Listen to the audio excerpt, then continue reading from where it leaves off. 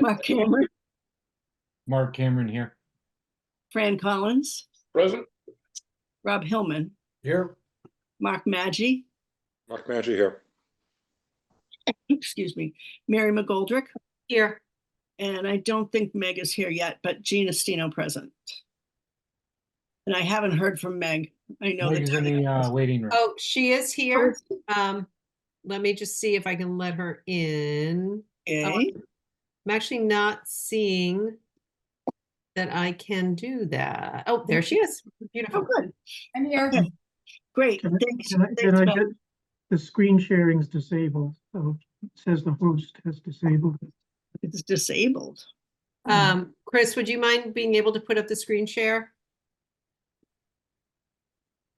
'Cause I am actually not seeing that I have. So what you need to do, Mary, is make him. I'm only a co-host right now. You Okay. need to make Tom a co-host, and then he can share. And I do that by. You click on his name, Yep. and it gives you options. And it says one of them is make him a co-host. Beautiful. There you go. You're in. Let me see if it works. Oh, yeah, there we go. Okay, good. I'm a quick study. Okay. Good job, Mary. Thanks for helping, Chris. Okay, Tom, you're on. So Article 16 through 22 of the zoning bylaws. Okay. Those numbers are news to me. I haven't heard them yet, so Oh. we go by ZBC 1 through 7. But anyway, thank you for having me, Tom Callahan, Chair of the Zoning Bylaw Committee and Chair of the Planning Board. We have, as a result of the screening with the Planning Board, we have 7 articles that are going to go forward rather than 9. We're having a forum on Monday to go over these things. And one of the things we've done is put together, hold on a sec, I gotta minimize it. So I have 2 things to show you, actual text of bylaws and then this forum, which has a lot of graphics. And I don't know what number it is, but it's probably the 4th one on your list. Okay, so let me tell you that Article 16 is named Reorganization of the Zoning Bylaw. Yeah, first 16, 17, 18, and 19 are probably all the reorganization ones, and I'll imagine number 20 is the MBTA one. Let's see. And like for the forum we're going to do on Monday, we're going to lead with this one because it's probably the most consequential and potentially controversial, though we haven't heard word one about it. So yes, Article 20 is MBTA. Okay, so the MBTA one, just if everybody knows, the state in 2022 passed some legislation that basically said that all the communities in eastern Massachusetts that have MBTA stations and border towns with MBTA stations have to create a new zoning district where multifamily housing is allowed as of right. And currently, we don't have anything like that. And there's been a lot of publicity about Milton rejecting it and locally Marshfield last week. There were 4 on the news tonight. I can't remember the other 2, but I think they were North Shore. Well, Yeah, Marblehead also voted it down last night. Yeah, Rowley did, and I think Rowley had a lot to do with the areas they chose, but Milton Town Meeting actually passed it. It was a special election that was called by opponents. Marshfield and 2 on the North Shore are probably the first ones that have done it by town meeting, but you know, they don't really have a choice, so they're going to have to come around eventually. But anyway, to get where it's going to be, most of it has to be within a half mile of the T station. And for Cohasset, one of the highlights of the law is that it's very dense development. It's 15 units per acre, which is far denser than anything we allow, and far denser than Avalon, for example. And what that works out for Cohasset is we needed a minimum of 43 acres and the potential for 638 units. 43 times 15. It is a kind of one-size-all approach. That's one of my critiques of it. It also is designating these areas be near train stations, which are already heavily developed. So require developers to buy up existing properties at market value, tear things down and rebuild. And personally, I don't know if they're actually going to see the amount of housing they want, but it's passed. It is state law. We can't ignore state law. And Milton's going to find that out, and the other towns, if they don't come around by their fall town meeting, are going to find that out as well. So it's also passed now in well over 100 towns. There's over 200, I think, in Eastern Mass, or around 200 that have to do this, and well over 100 have passed them, many without opposition. So this is where the district would be. You can see where the cursor is, that's the station. Everything, we didn't go north towards the Hingham line because of wetlands. That is the current transportation-oriented district that we created that has the mixed-use building right next to the station. This is the Hingham lumber site. These are some of the buildings right in front of it.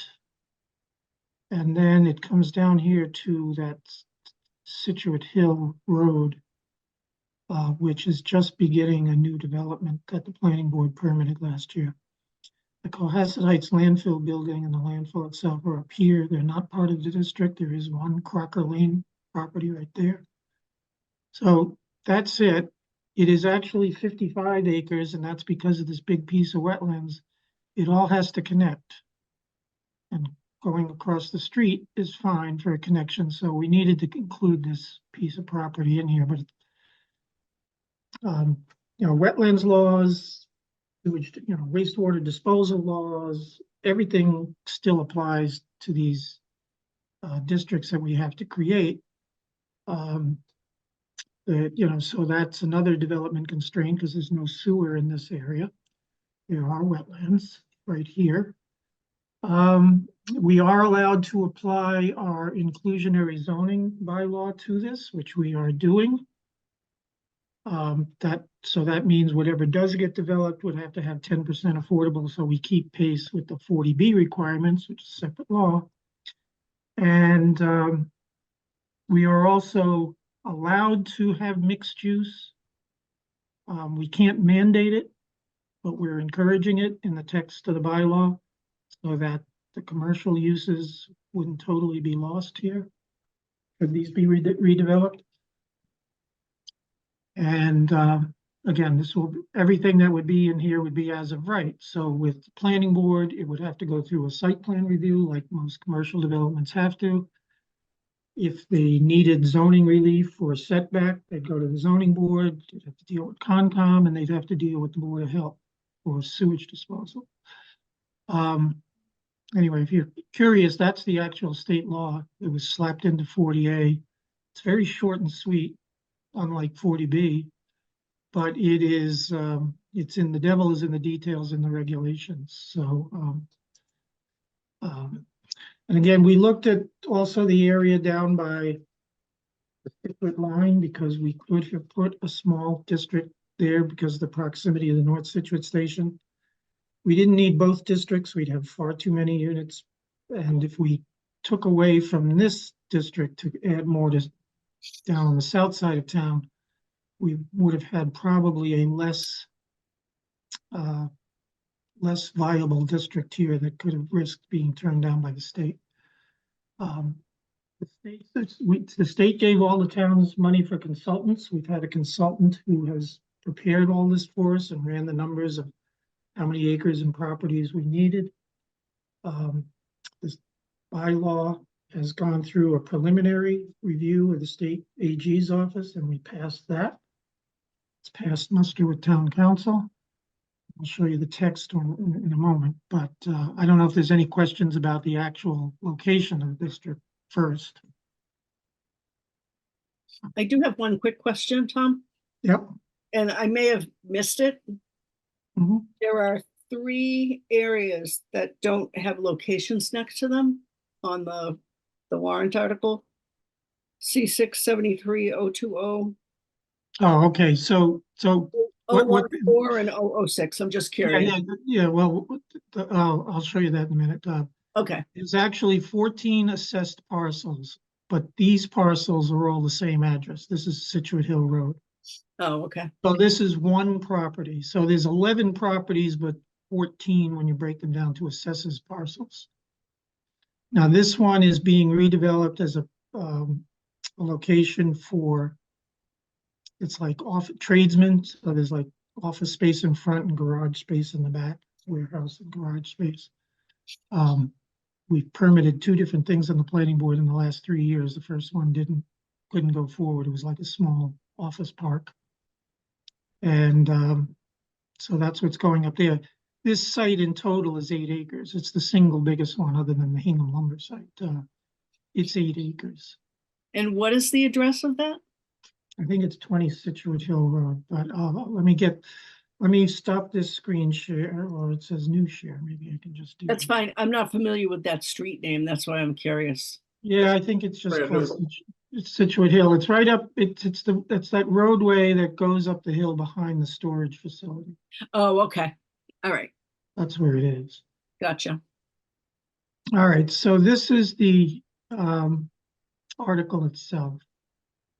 And it identifies the properties, and all of these properties are all part of that Situate Hill Road site. They're 4 separate assessor parcels, but it's one property. So that's why there's no specific address next to them. So what we have to do is identify the parcels and create the district. And then we have to make a change into our table of our districts, and we're creating this as an overlay district. So the reason being that we don't want to lose commercial property for tax-based reasons. And so if somebody wants to keep the property all commercial, they can keep the property all commercial. We don't want to make the existing commercial uses non-conforming. So this is becoming an overlay district, and we're allowed to do that under the state law. And then, Is this, Yep. Are anybody gonna be forced to give up their business to build multifamily housing to no, support? that's the other thing about this law, which I don't know what their objectives are. This forces nothing. All it does is create zoning to allow it to happen as of right, but it does not build a single apartment. So, Oh, good, that's the answer. I think, we all know that affordable housing and rental housing is a crisis in this state. And the legislature and Governor Baker thought this was going to make a feel-good thing that we've done something, but again, I think I don't know how much they're actually going to realize, whereas 40B is something where, yes, you can shove a new development down somebody's throat, but this isn't what this is at all. So the other thing about it, so we have to add a little language into our bylaw, and Article 4 of the bylaw is where we deal with uses. So we will add a new section 4.7 to just deal with this. It's very short and sweet. Some towns have written very elaborate bylaws, but ours is short and sweet, and the AG has okayed it. The mix of housing types. One of the things is, in 40B, years ago, the zoning board negotiated with that developer to negotiate all the units to be just 2 bedrooms, or 2 bedrooms and a loft. We can't do that with this one. We can't restrict the number of units in any way, shape, or form.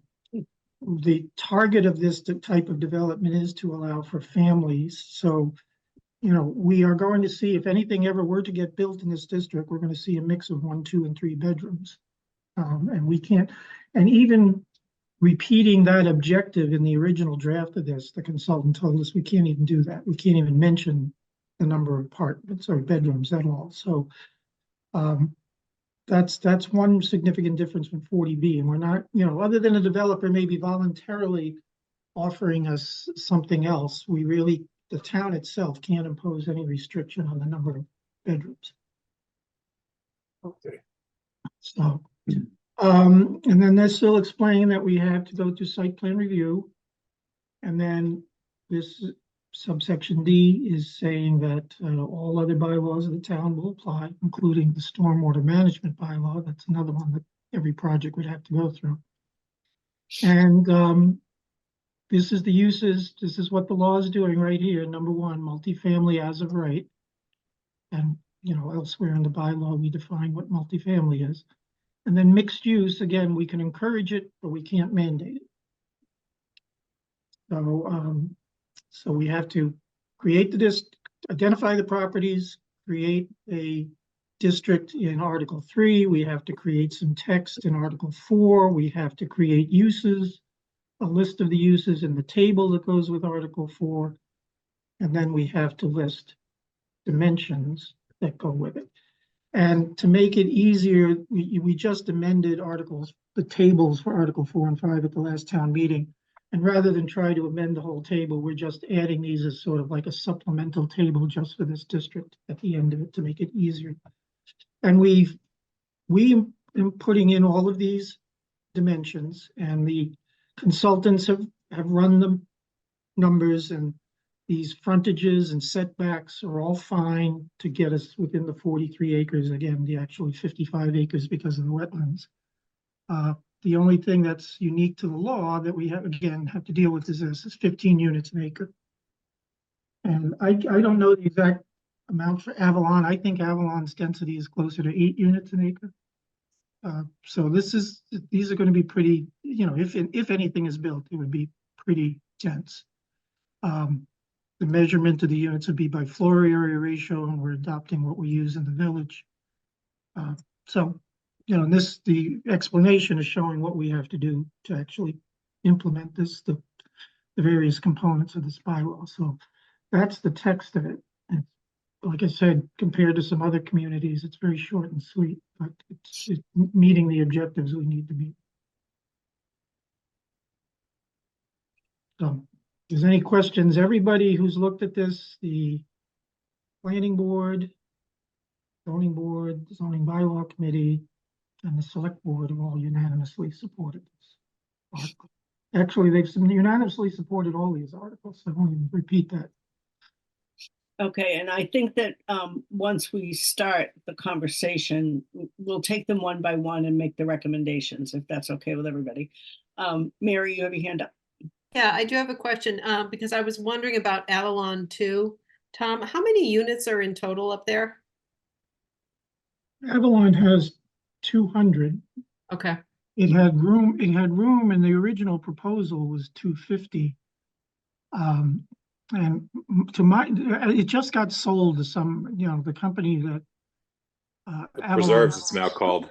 Yeah, well, Avalon changed the name first, but then they also recently sold it to some company in Los Angeles. And I will say, so my wife and I lived up there. We were like tenant number 3 up there. We rented, famously thinking, oh, I'll be here for a few months while we look for a house. And it took us 2 years to find a house. They did take great care of it. Friends who are currently living there through a home remodel say that since the sale, it is noticeably taken care of worse. no, that's a shame. Which is a bummer. And it got sold for a huge amount of money, but prior to that sale, I understand that Avalon was approached once about would they be interested in building the other 50 units so that we can get some more affordable units. In theory, nothing's affordable up there, but in theory, 25% of their units are affordable under the state definition. And they didn't want to do it. So, you know, I think maybe that was a point when maybe Avalon was thinking of getting out of this area. I understand they've started to sell things around the country and are kind of going back to their core area in DC, concentrating down. Just one more question, Tom, with a development, even if half of it was realized, you would need an on-site treatment plant, wouldn't you? How would you handle? Yeah, that's, you know, again, they haven't thought of that, or they haven't mandated anything about that, but all the other laws about development still apply. And then in terms of some of the other communities, because one of the conversations when Avalon was coming into town was what it would do to the schools and school population and et cetera. And interestingly enough, I mean, enrollment has gone down. They've been here for a while, but has there been consideration or thought behind?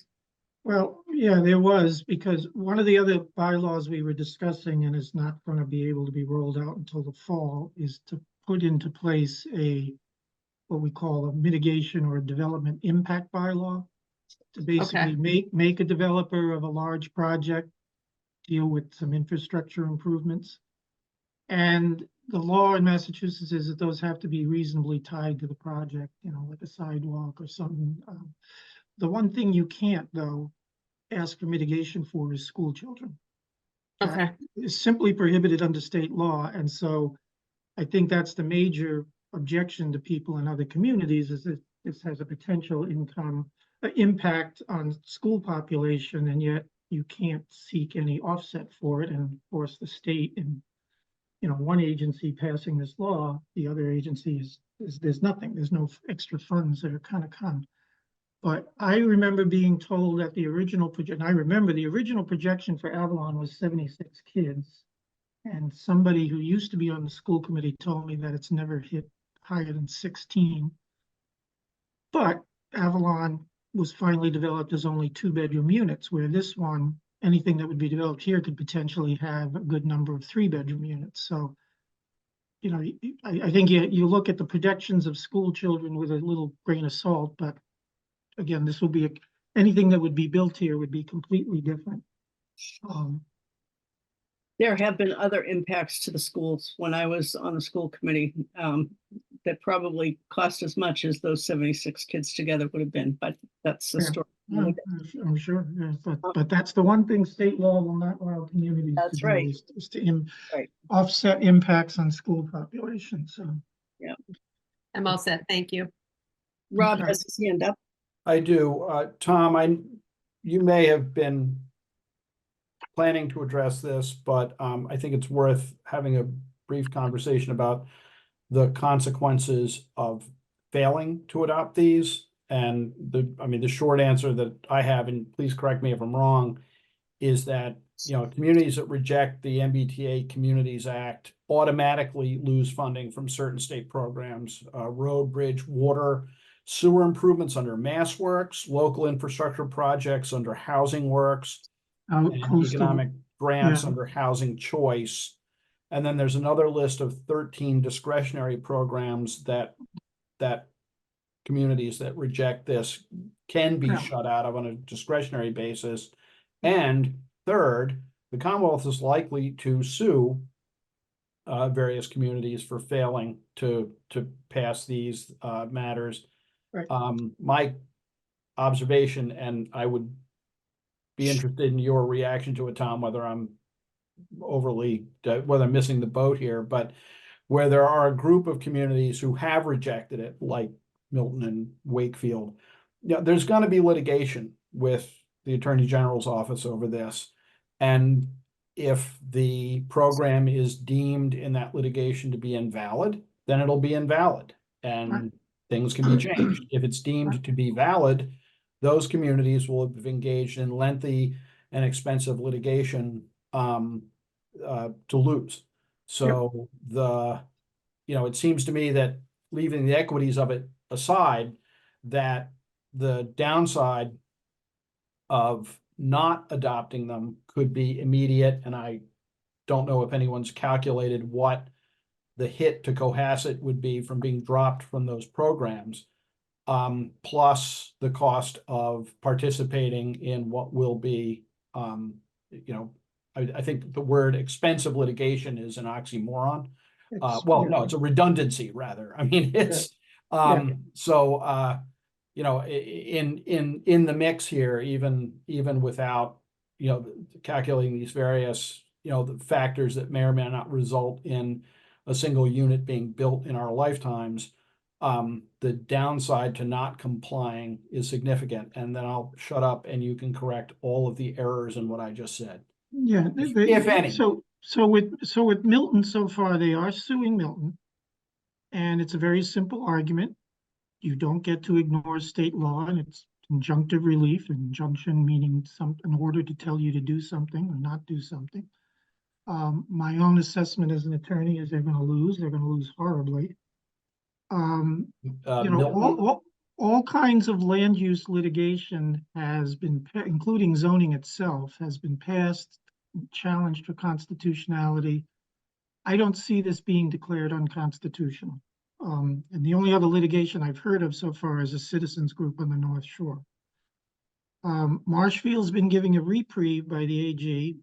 That letter from the AG has been circulated on their town's Facebook forum. But they're being given that reprieve because they have the opportunity for fall town meeting, as do we. Our deadline, everybody's deadline now is December 31, 24.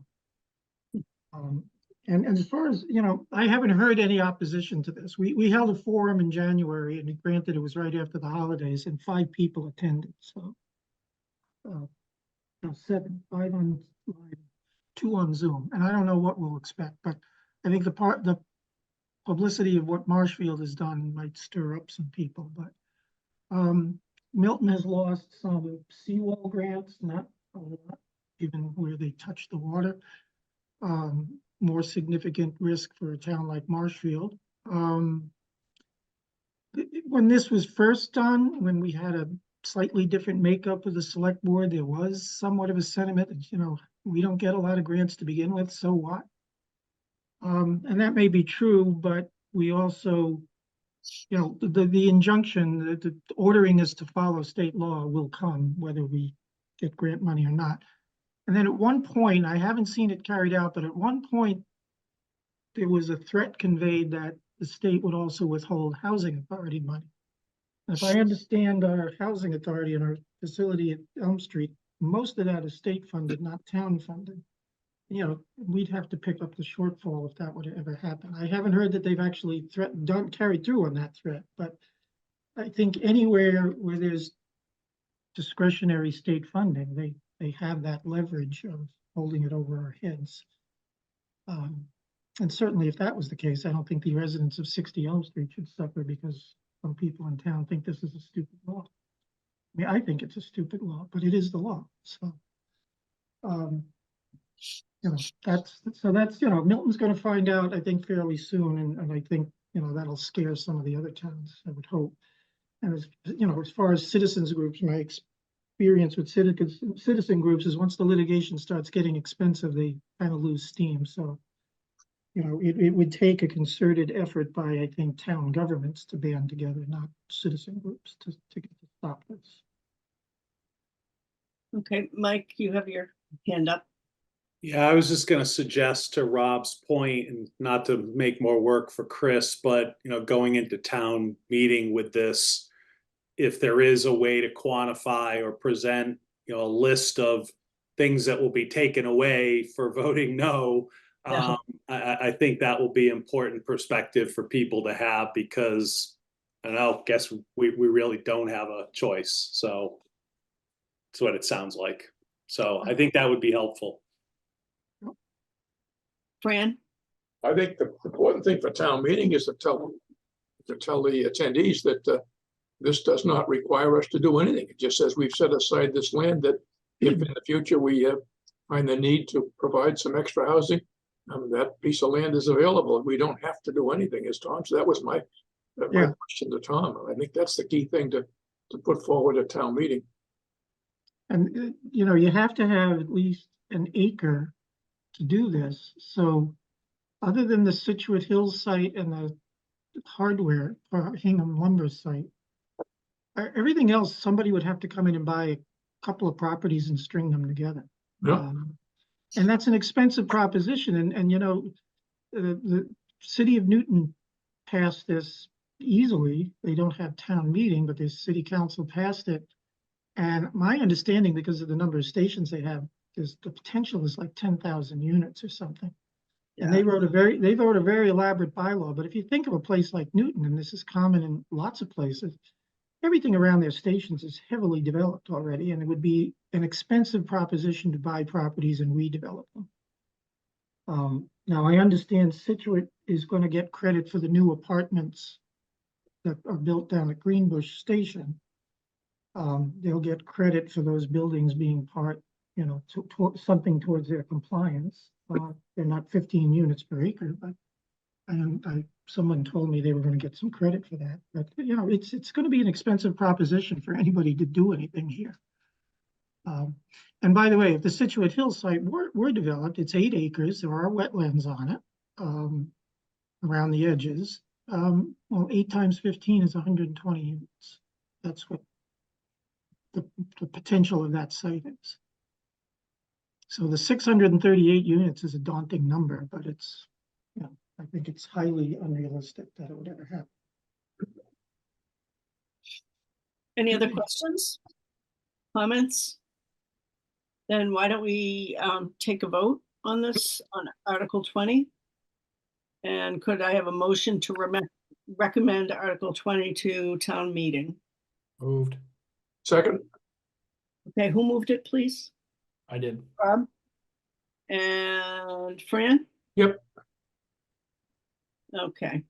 Roll call vote, please. Mike Barclay, Mike Barclay, aye.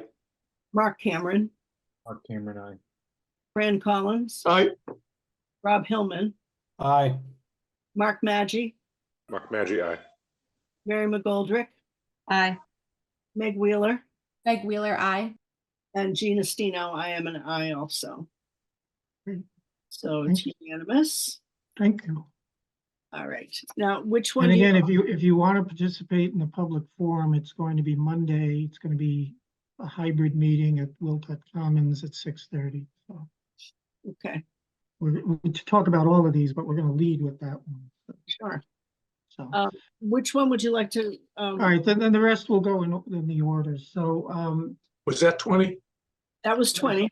Okay, all right, so I guess what is your numbers 16, 17, 18, and 19 will be next. And And then we have 21 and 22 also. yeah, we'll deal Yep. with those. So part of the reform effort that we've been engaged in for, going on three and a half years now is to clean up not only the text, to do housekeeping changes, make some new substantive changes, but also to reorganize the mess that the bylaw had become with a lot of things tacked onto it over the years without a lot of thought of integration. So a long time ago, the bylaw working group, the predecessor to the bylaw committee, had one of the members had gone around and looked around different town bylaws, and we liked the organizations of Concord's, which was a very neat 8 articles. Our bylaw had 22. A lot of things have been tacked on. 2 of them had become sunsetted, the marijuana moratorium and the senior overlay district.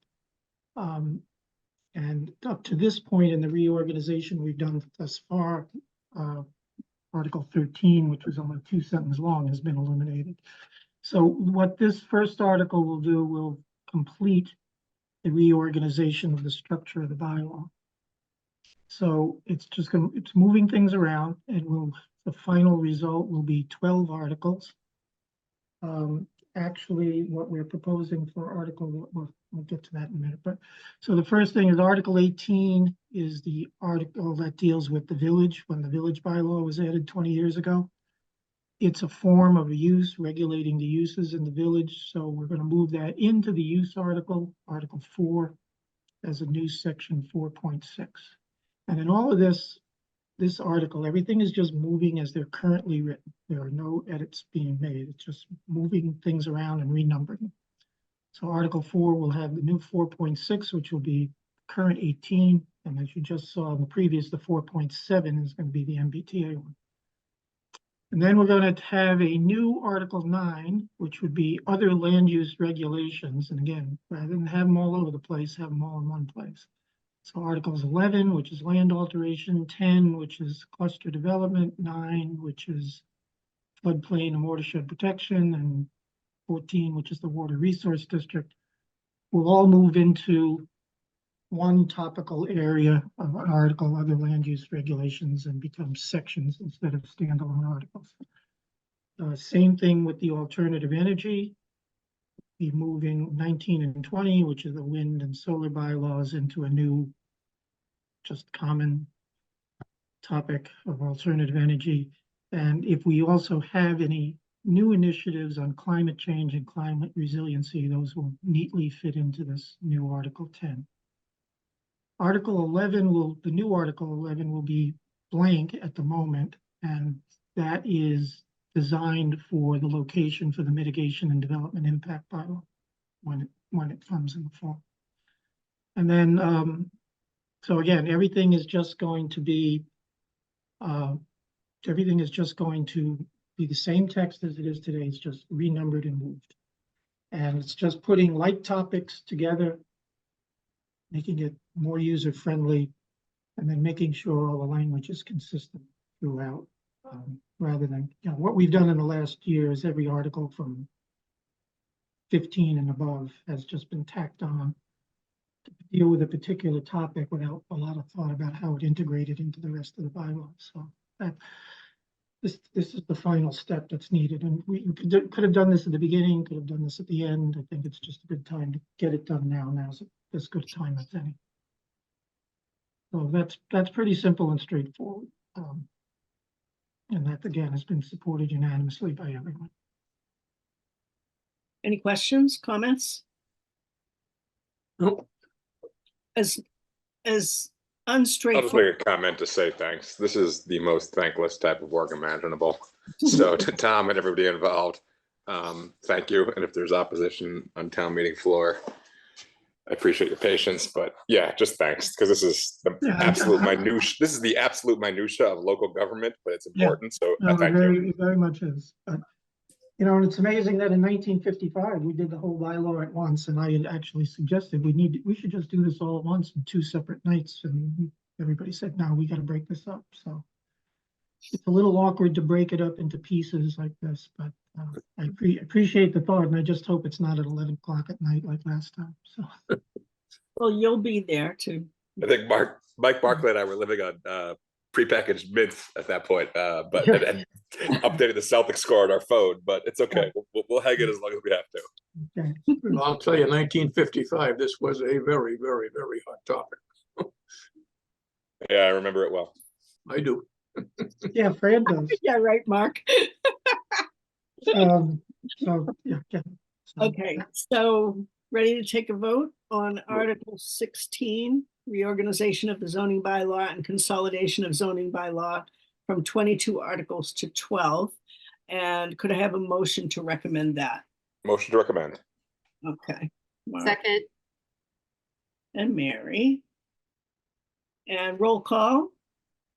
Mike Barclay, Aye. Mark Cameron, Mark Cameron, aye.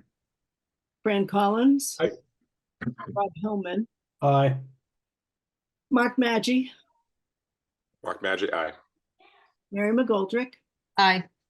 Meg Wheeler, Meg Wheeler, aye. and Gina Stino. I'm an aye, so passed unanimously. Thank you. All right, and on the same theory, the next 3 are basically to consolidate some of the districts. We've tacked on a lot of districts for a lot of different reasons over the years, and a lot of these new districts we created, we don't use. And town council recommended we break this up into 3 articles in the 3 different areas, but we're basically going to propose a consolidation of the districts that are in 3A and in the harbor, the commercial districts. And then also in the village, just unifying the zoning in the district for all 3 village areas we have in town. So the first one is on 3A, and it's basically going back to what we used to have when we used to have just a single highway business district.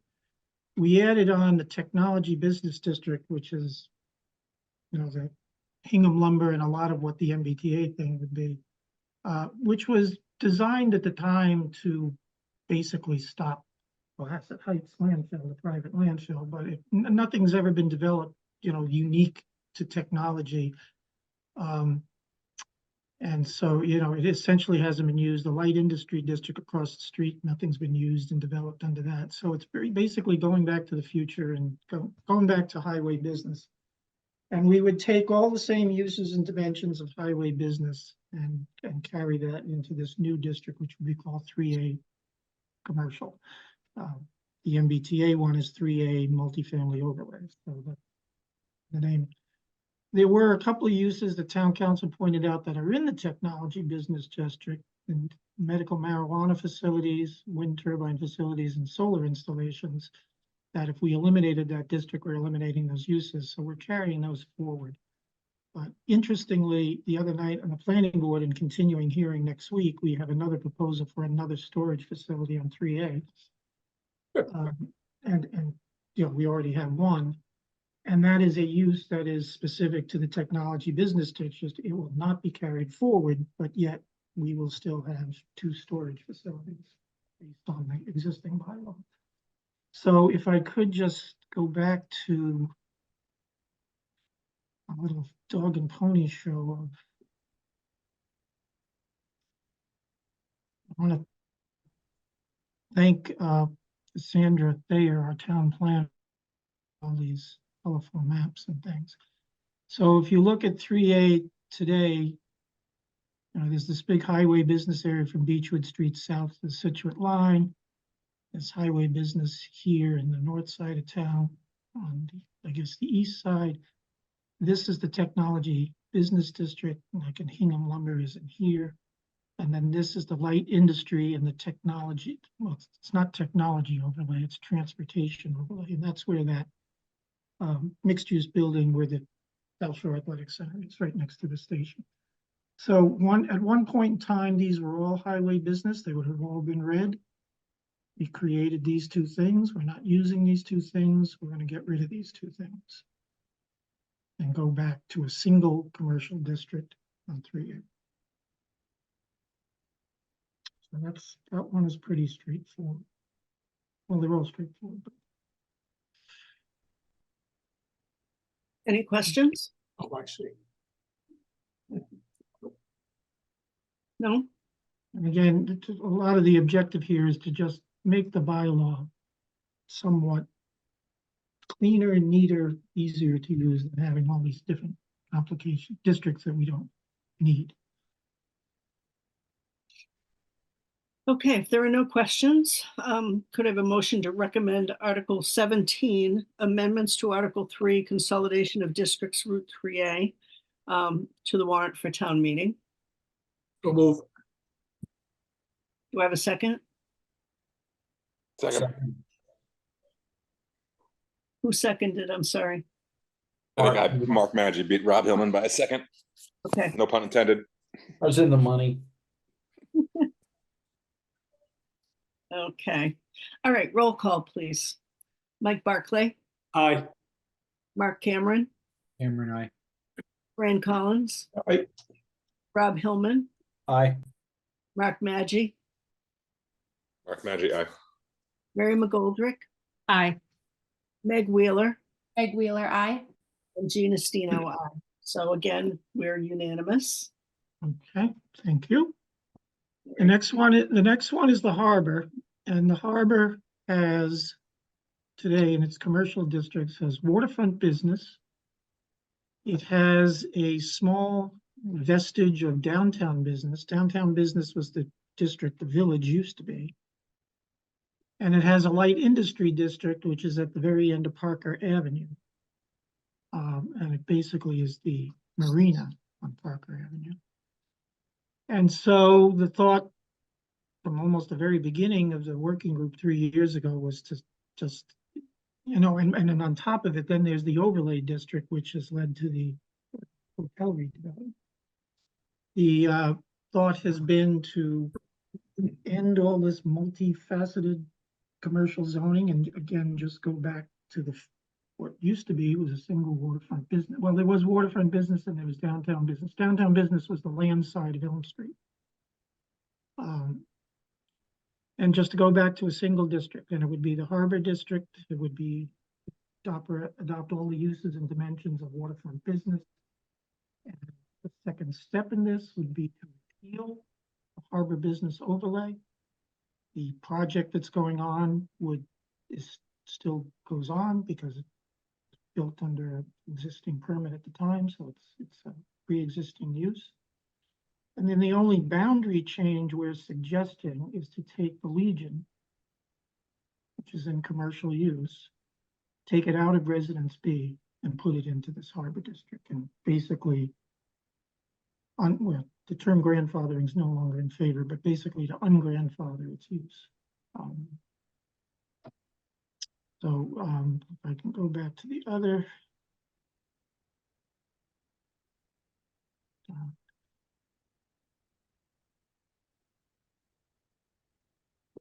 Any comments? Sorry, I'm making notes while I'm. Yeah, no, and then Oh, I'm sorry, clicking too fast. So if you can see the existing, the light industry is down here in the purple at the end of Parker Avenue. It's basically the marina. The town parking lot and landing is actually open space. That would not change. Government Island is open space. That would not change. And then the mill building, the Atlantica site, and hotel site are what's waterfront business. This is where the downtown business is, and the overlay is the crosshatch area. It covers some of them, both of them. And then the Legion is right here at the very bottom where the cursor is. That's at the very tail end of Residence B. So again, the end result with all of these commercial areas would be a single district under a single set of uses and dimensions, as it was again decades ago, a couple of decades.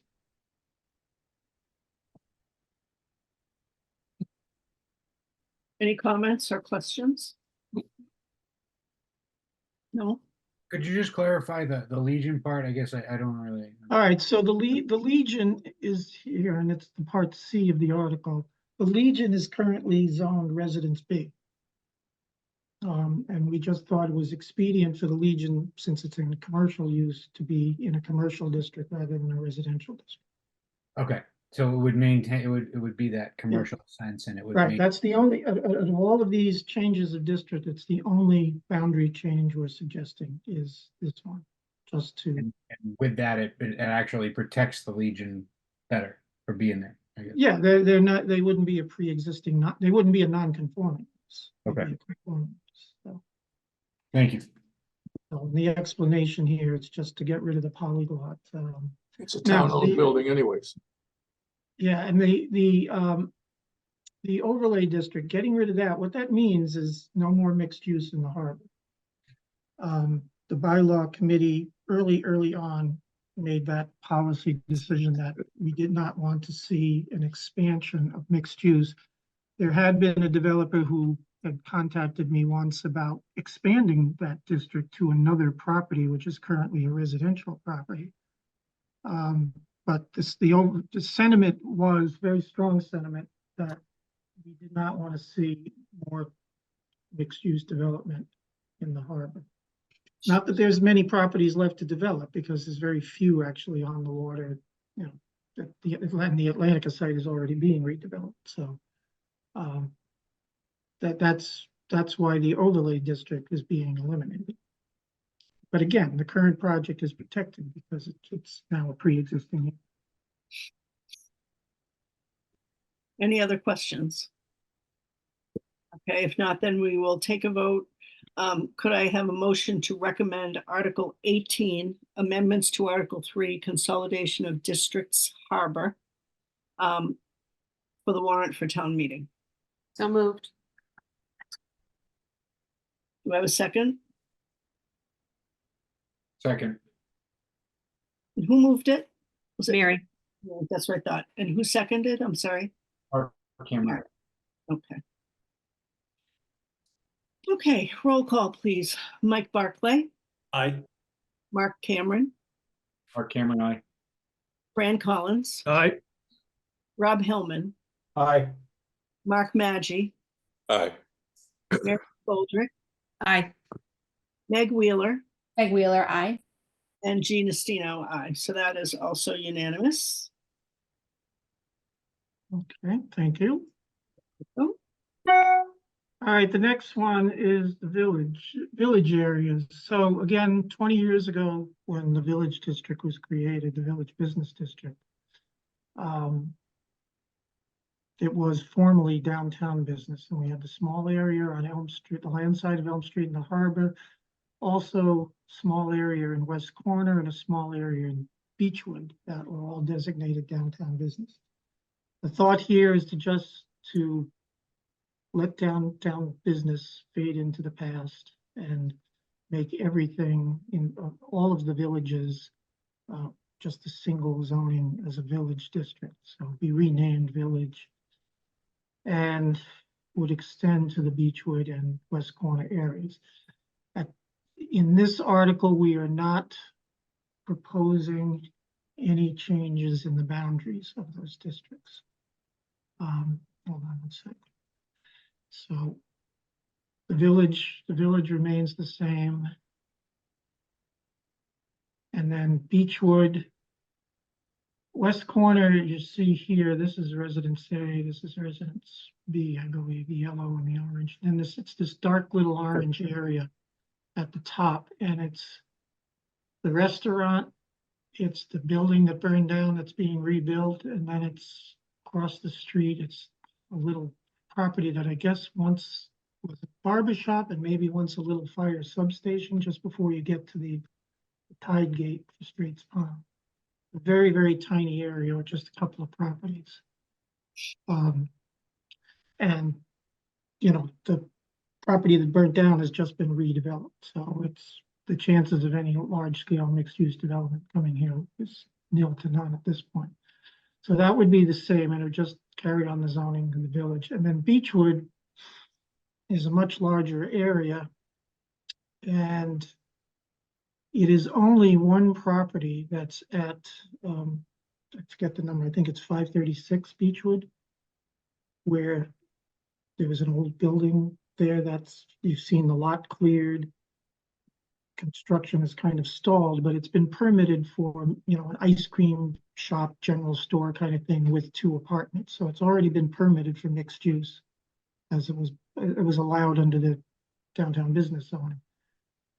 It's the only commercial property left down there in commercial use, or will be in commercial use. Everything else is residential. This is going towards, actually, the smaller rectangle here where my cursor is, right where it touches Beechwood Street. You can't see the map, Yeah, I don't know if I can zoom this. I don't know. Well, Tom, we're just seeing the article itself. We don't see the map. Oh, I'm sorry. I see it. Well, when you click, we get a black box, but there's nothing in it. All right. Oh, there we go. All right. All right. So here again is the west corner area. It's a tiny little area up along Cull Street. The Beechwood just is right here where my cursor is, where this little smaller rectangle touches Beechwood Street, is the property that's being redeveloped and has been permitted for mixed use.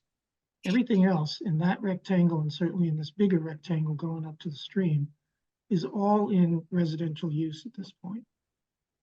So in the future, you know, we could consider shrinking this district, but, you know, for purposes of this, to not open up any potential cans of worms, we're not proposing any change to the boundaries. But the, you know, the reality is there's only one property left in commercial use in Beechwood.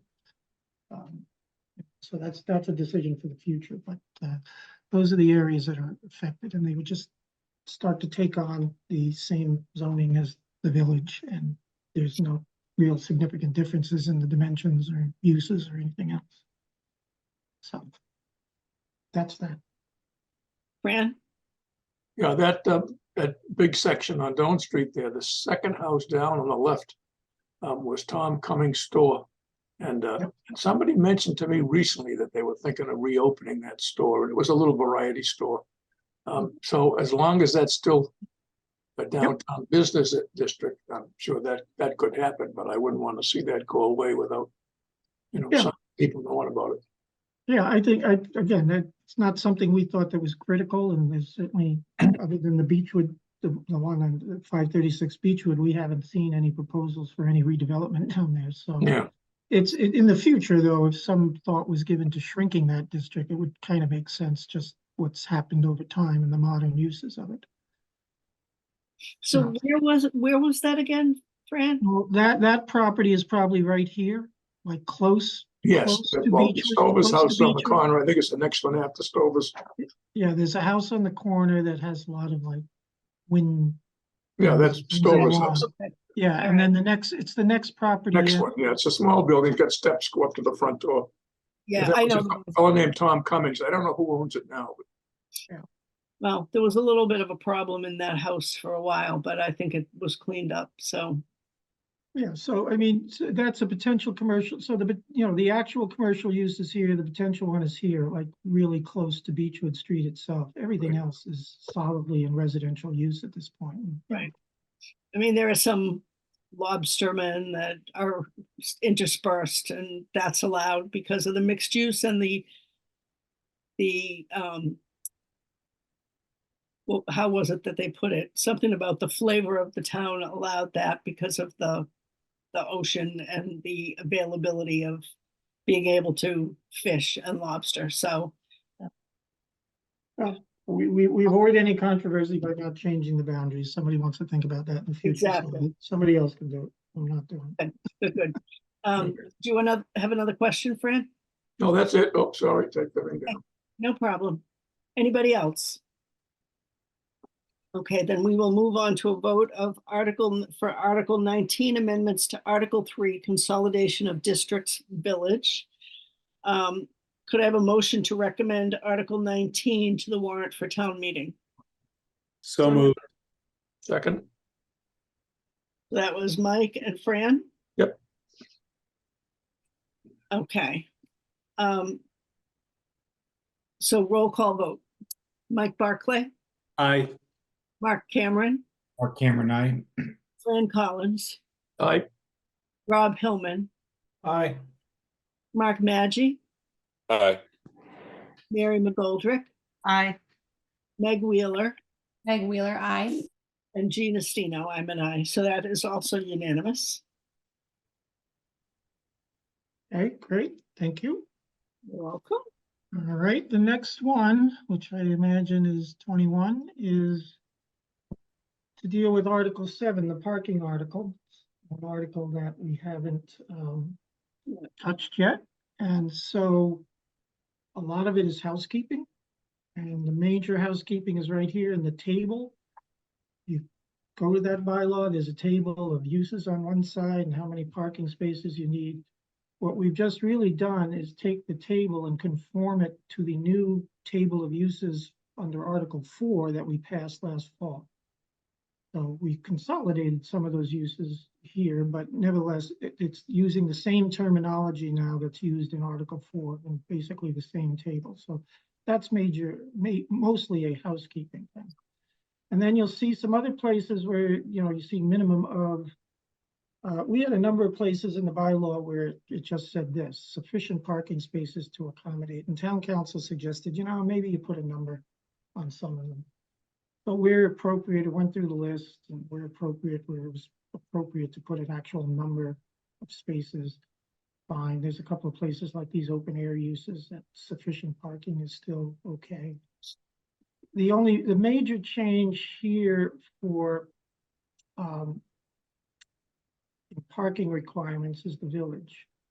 And this is the one that the select board was very hot to trot about. The requirements in the village has been right now, one space per bedroom. Okay. Or, well, no, I'm sorry, one space per unit. And the selectmen wanted that increase. There's parking issues in the village. I have argued with them that it's not caused by the residential uses in the village, because everything that the planning board has permitted, so I've been on the board, has had on-site parking, including the gas station project that's not going forward, including One Pleasant Street. One Pleasant Street's both their commercial uses and the residential uses all had sufficient space on site to meet the requirements. And in a lot of cases, more spaces than may be required. So, it's a bigger argument with the select board, but, I don't think it's residential uses that are driving the parking problems in the village, particularly since some of the new projects that we've permitted haven't been built yet. But anyway, we did agree with them in a compromise. They wanted one space per bedroom. We compromised on 1.5 spaces per unit. And that is the same parking standard that's being applied to the MBTA district. And it seems awkward, but not every unit that's being developed or will be developed going forward is going, so there's going to be some 2-bedroom units, there's going to be 3-bedroom units, there's going to be 1-bedroom units. So 1.5 works. it's a compromise, and, you know, we'll see how that works and how that plays out and whether it slows development proposals. You know, in all honesty, there's only one big property left in the village to develop on Smith Place, and now it's somewhat landlocked because of what the permitting did with One Pleasant Street. You know, other than tearing down the rows of buildings on either side of Main Street, there's no open lots really there for redevelopment. And like I say, everything we've permitted to date has had sufficient on-site parking for their residential uses. So, the gas station, by the way, was 12 units, and they proposed 18 spaces. And so they actually met the 1.5 per unit, even though it wasn't required. We'll see what happens with that site in the future, but now that site will clearly be subjected to 1.5 per unit. So that's the major change in the table. The rest of it is housekeeping. And then the other, going down the end, some of these articles have been, these subparagraphs have just been moved. There's no substantive change. So again, this has been mostly a housekeeping change, and the little diagrams we use about space sizes, that stays the same. We did add this new section about access. Again, we amended the common driveway requirements when we amended Article 4 last fall. And this is just to basically, it's kind of based on a Plymouth bylaw to state the obvious about what types of roads access. You either have a common driveway, you have a subdivision road, or you have what we have a lot of in Placid, somewhere in between. So we're just discussing those as the ways you access a residential property, and inserting, you know, either stating the obvious or existing regulations or not. This is the explanation of the article. So, you know, as far as changing parking requirements, you know, again, it mentioned 3A in the harbor 2 being 1.5 per residential unit, but we won't have future development of residential units in the harbor, and rarely will we have any on 3A in the commercial district other than the overlay. And, you know, the debate is, you know, is it the number of parking spaces that we require the problem, or is the fact that we simply don't have enough physical space for parking? And I'm on one side of that, select board's on another side of that. But you know, the harbor in particular, we just don't physically have space, and we need to develop more space because the commercial uses, the restaurant uses, are going to generate traffic at peak times, and that's what they're doing in the village. We have Split Rock and the restaurants going in a nice summer night, and we have a wedding going on. It's tough to park there, but you know, in the village, we do have land. There is potential. It would be a little pricey, but we do have a potential for expansion. But you know, the select board also thinks we should attack it by changing that village parking requirement. So we have. Fran, and then Mary. Where did these square footage numbers come from, Tom? Is that some sort of architectural standard or a state What mandate? these, you know what, again, not to reinvent the wheel, these are all taken from the existing bylaw. Okay, Um, I'm just curious as to what, somebody thought about the, you know, the only time something like that came up, and we make it a clarification in here, when the previous project on Situate Hill that we permitted 3 years ago, it was supposed to be like, what's the place next to the train station, Workspace, or what's it called? It's like a co-working space where you go in there and rent Right, little. yeah. Yeah, so somebody had proposed that on a larger scale on Situate Hill in 2021, because they thought COVID was gonna last forever, and then nobody wanting to drive to Boston was gonna last forever. And in that one, we realized that, you know, when you're computing number of spaces per square footage, there's hallway space, there's storage space, there's bathroom space that you don't need to include in those numbers. And that we actually made that change permanent here. As you know, it was a matter of policy when we permitted that. But we I don't know where it is here, but we made that permanent here. That's, you know, you're only basically counting usable square footage that's going to be occupied by human beings. But the actual numbers of whether it should be 200 square feet, 100 square feet. That's from our existing bylaw. We just didn't feel the need to change it, and we didn't have the resources to study it in any great detail. Well, I'm just curious if that was some published dimensions and some, It may have been, it may be dated, but it may have been. all right. Thank you, Tom. Yeah. Mary, Yes, so Tom, did you say that that all the boards voted unanimously for this? Yes. Okay, because I did, Even the select board. okay, because I did catch that conversation, which wound up with a conversation about a parking study. Yes, I think they Our want parking to, lots. yeah, they want to study it further, and I would urge them to do so, because again, I think the village is a problem of physical space and the resident and the commercial uses. The restaurants have no parking. But the restaurants are what's making the village vibrant at night. You know, they're good uses. We're not a downtown that's going to encourage a lot of office space or a lot of retail space. And so I think we have to solve the physical space problem, not worry that by creating apartments, we're creating a problem. Okay, my only concern being that if they were not, but that is now moot, this is one of those topics that with a few people or a developer who wasn't from town that stood up and kvetched could derail things for a little while, but Yeah, but like I said, the developers have all played ball with us. And again, those projects we permitted in One Pleasant, the gas station, and a little one on Brook Street, everything's been on site. okay, that's great. Thank you. Mark, Just to kind of summarize here, some other points from some of the select board meetings is that there may be the consensus that 1 isn't enough or 1.5, the new isn't enough, but it's going from 1 to 1.5. So voting, I think the general summary line here is voting no for this would leave it at 1. Right. Voting yes would bring it up to 1.5. And if you feel that it should be even more than that, that's something to be dealt with in the future, but at least Yeah. at least a vote of yes right now would get it up to 1.5. Right. I said to them, if you get higher and make the requirement more difficult to meet, you basically would be cutting off redevelopment of the village. And the whole purpose of this bylaw 20 years ago was to, allow property owners to have added value by adding apartments, which was historic use going back to colonial times, but because the village was getting shabby and was having some vacancies, and it has taken a while. It's only more in recent years that the village has seen a good amount of redevelopment, but 2 bedrooms, two spaces per unit or 1 space per bedroom would put a damper. But again, there isn't much left to develop either. But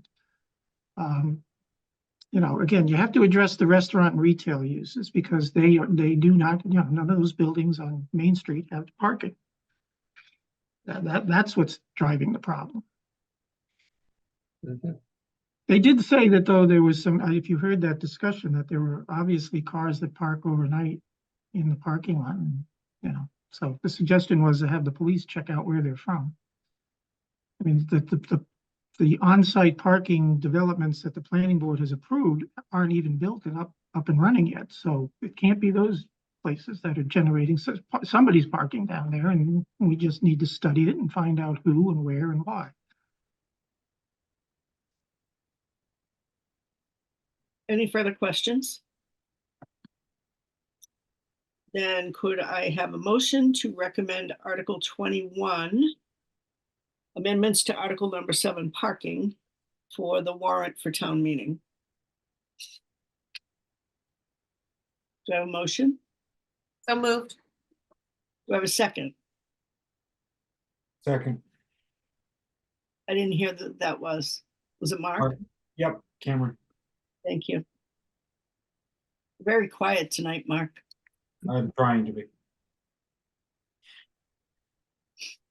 I was ready for you, Mark. I know. I was listening to the others, so I had a pretty good sense of it. Okay, so roll call vote, please. Mike Barclay, Aye.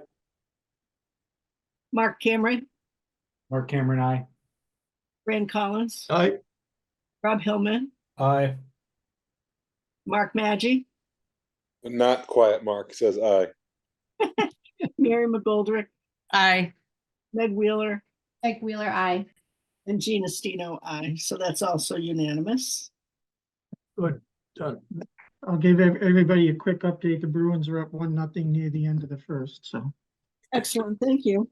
All right, the last one is a new initiative under the dimensional regulations. It is we're not calling it a border zone because the term buffer zone is used in other contexts, but in the village and in the harbor, in the areas where those districts border residential property,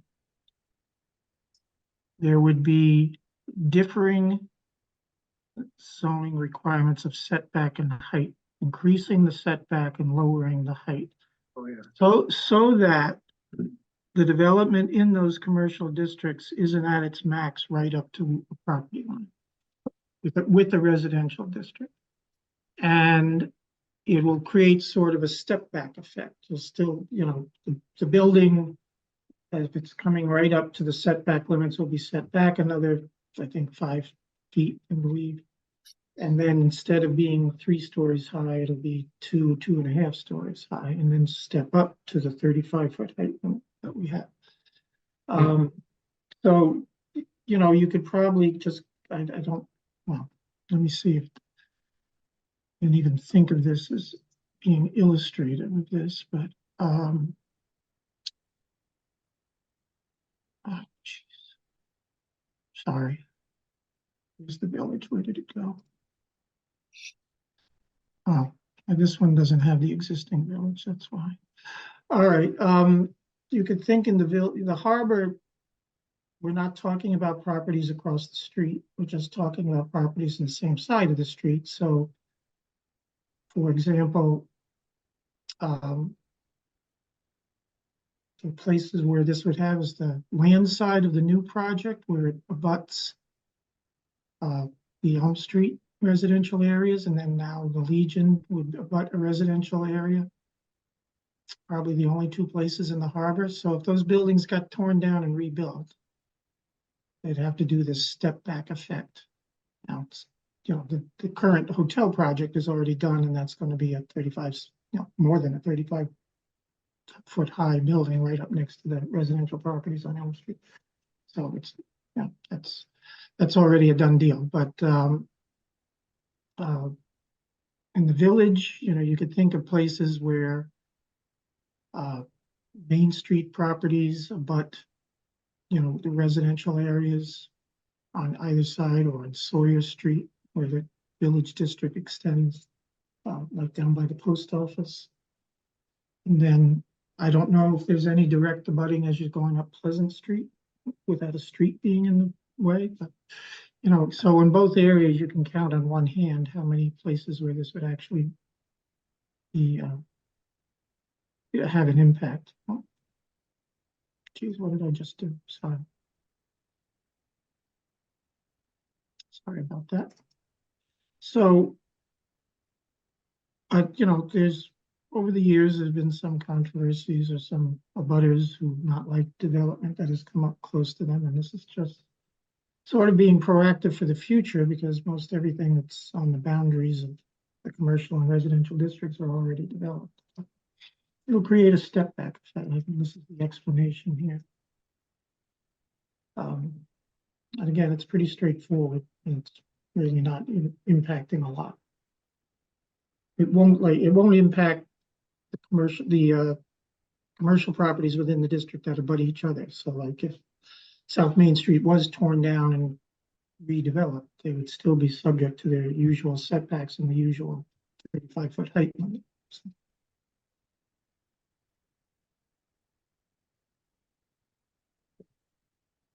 Any questions? I guess. No questions? Okay, then could I have one. Okay, go ahead. Tom, was there any substantial sort of negative comment on this? Is there any issue that you could see in need of explanation or rebuttal at town meeting that, if we're going to vote to approve this, it's my view that we should always be prepared to Yeah. sort of defend that view, and I don't know what we'd be defending it against, if anything. Yeah, no, I mean, amongst the boards, no. I mean, originally, when I did the first draft of this, the wording was awkward, and with town council's help and the board's help, the committee's help, we cleaned up the wording and cleaned up the organization of it, so it's really simple, as just being adding this new subsection S here. But you know, that's one reason we're conducting the forum on Monday. Okay. You know, nobody, you know, good or bad, nobody participates in the zoning bylaw committee meetings. No one really participated in the planning board public hearings.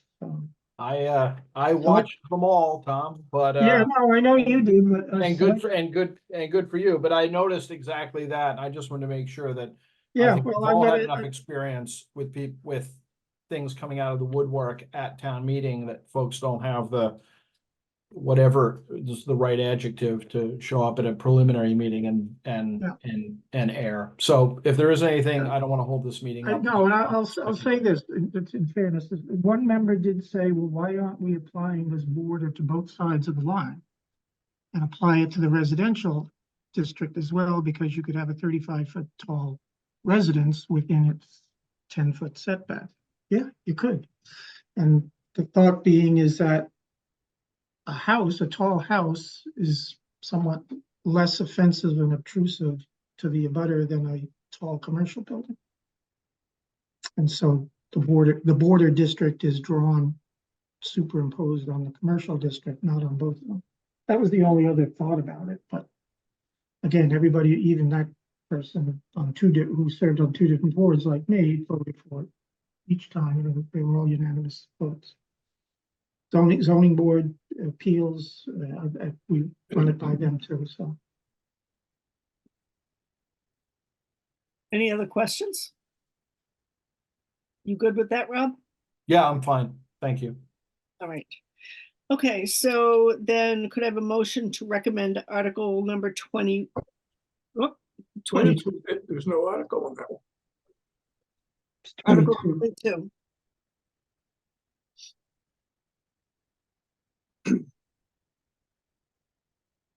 So moved.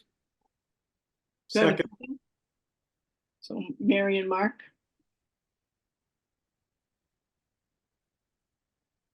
What article number is that we're moving? it's number 22.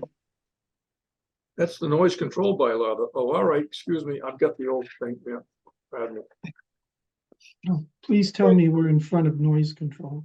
Yes, you are. You definitely are. Okay, so Mary and Mark moved and seconded. And could I have a roll call, please? Mike Barclay, Aye. Mark Cameron, Mark Cameron, I. Fran Collins, Aye. Rob Hillman, Aye. Mark Maggi, Aye. Mary McGoldrick, Aye. Meg Wheeler, Meg Wheeler, I. and Gina Stino. I am an aye, so that is also unanimous. All right, And that, I believe, is the end of the zoning. yeah, that's it. Everything else, we had one other significant change of changing the measurement of house size to floor area ratio, but for reasons I will not get into, that will be postponed to the fall. The fall is shaping up probably, again, 5 to 7 articles, and that should finish it up pretty much. Until the next time. Yeah. Well, unless, you know, we had an interesting meeting with MAPC the other night. We have them on a grant, and they're helping us redo our floodplain protection bylaw, which is actually in better shape. Every town has to conform to the state's model bylaw now for that one. And we're actually in pretty good shape, so it's relatively minor housekeeping changes that we can get ready for the fall, but they may also, we have to discuss extending a grant, you know, getting more grant money, but you know, any new initiatives on climate change and resiliency, you know, that's something somebody else has to come up with. But that would probably be spring 25 or somewhere else into the future. There's studies, I know another group is studying what's going on in the cove, you know, the potential flood scenarios of the cove as we get into global warming. But no, that group, I think CZM is part of that study, and you know, nobody's looking at how to deal with that from a zoning perspective. So we could get all the reorganization and the housekeeping and the cleaning up done next fall. Great. Sounds good. And Thank you I very much for all your work and your appreciate time. that. No problem. All right. Enjoy the rest of your evening. Thanks. We'll see you in a few weeks. All right, yeah, thanks. Yeah, and again, Monday night, if any of you'd like to come and or at least listen in and see if we get any feedback, you know, negative feedback on any of this, it'll be the first time that we hear. And what time is that meeting again, Tom? 6:30. 6:30. It's going to be Zoom or at Wilcott Commons if you're so inclined. All right, so I'll let you go. Great. Thank you very much. All right, thank you. Bye. Okay. Can you check the waiting room and see if there's anyone here from Capitol? Yes, Brian was here, and let me promote him. We also have Chief Quigley in the waiting room. Okay.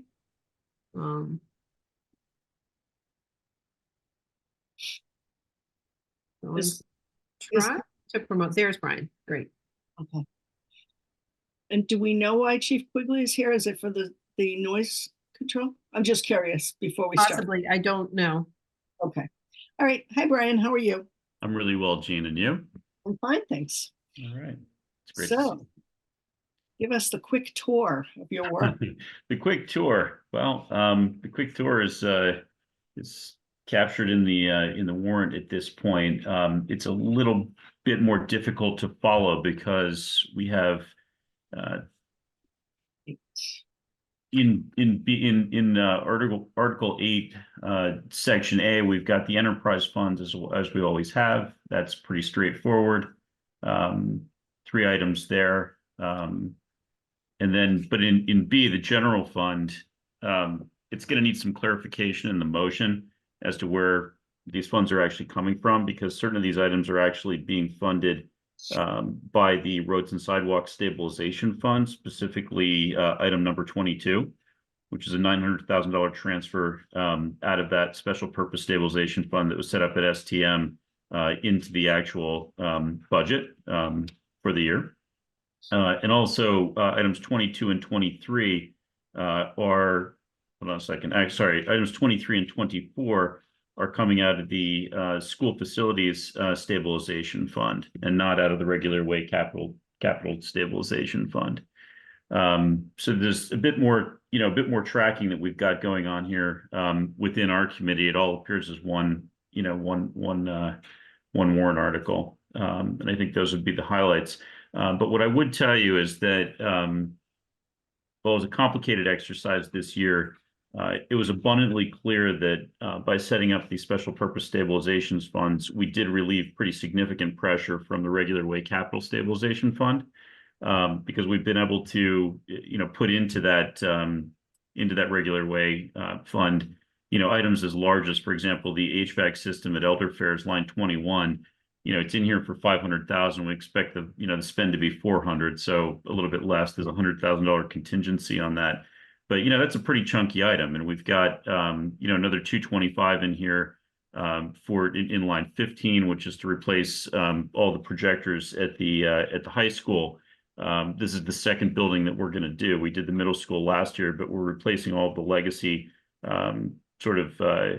projectors with new giant touch screens that they fundamentally replace both a projector and a whiteboard and create a giant touch screen at the front of the room. So I guess, to make a long story short, we're seeing the dramatically increased flexibility to fund items like this, and it seems like those funding steps we took back in the fall, as painful as they were, really have enabled all of this to start functioning better in terms of getting all the departments exactly what they need, particularly roads where, you know, we historically have funded $300,000 to roads each year. You know, here you see a $900,000 transfer. So we're really operating in kind of a new world. I think those would be the highest level comments. Well, actually, let me add one more thing. One of the items that took place at special town meeting in the fall was also to transfer $500,000 worth of free cash into the capital stabilization fund. You know, that sits with the, I mean, it's not specifically allocated, but I think there was sort of a moral suggestion in the language of that transfer that, you know, one of the highest priorities for those monies would be town hall. And here you can see, so we think about that $500,000 not necessarily as designated, but certainly sort of earmarked towards that direction. And, you know, here you see what on the surface of it is $390,000 worth of appropriations towards town hall. And you know, those are lines 18, which is the roof at 325, as well as lines 25 and 26, which are two studies, one for the access, architectural access, fundamentally ADA access requirements, and the other for planning of a fire suppression and alarm system.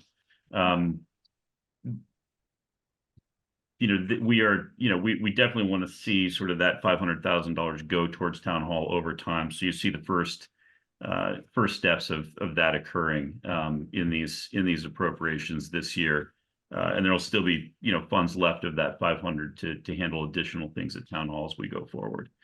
So that would be I think those would be the high level comments. Based on our math, we will leave, if everything goes according to plan, and I'm not going to bore you with the details, but if everything goes according to plan, you know, we will, you know, after all the monies are spent, contingencies are sort of freed back up, we should be sitting at, you know, just under $1 million in the regular capital stabilization fund after this entire cycle of appropriations, and we should still have about another $210,000 in addition to that, sort of softly earmarked for town hall improvements going forward. So that would be the summary. There wasn't a lot of controversy in terms of the votes. Everything here is 5-0 with the exception of one item, which was 4-0 with one abstention, which was line item number 4. And that wasn't really controversial. I think there was just hope that from one of our members that, you know, perhaps we could get the state to step up and fund part of that, because that vehicle is being used for, you know, really to go into the into the park, which is, you know, it's a state park. I think that really wraps it up in terms of my thoughts and comments that I'd want to share. My dog would like to join the meeting, but I'm not sure that's appropriate. And I'll open it for questions. And in the order that you'd like to acknowledge people, Jean. Okay, Mike, I saw your hand first, but I'm sorry if yours was up first, Mary. So No, I'll be quick. Just, you know, when we get to Article 25, just remember projects 18, 25, and 26, because they address everything for the most part in Article 25.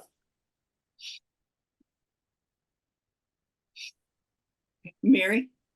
Yeah, just in terms of not being confusing for folks, Brian, when you reference that, and I'm not sure exactly the articles again, that come out of the school stabilization fund and the roads and sidewalks fund.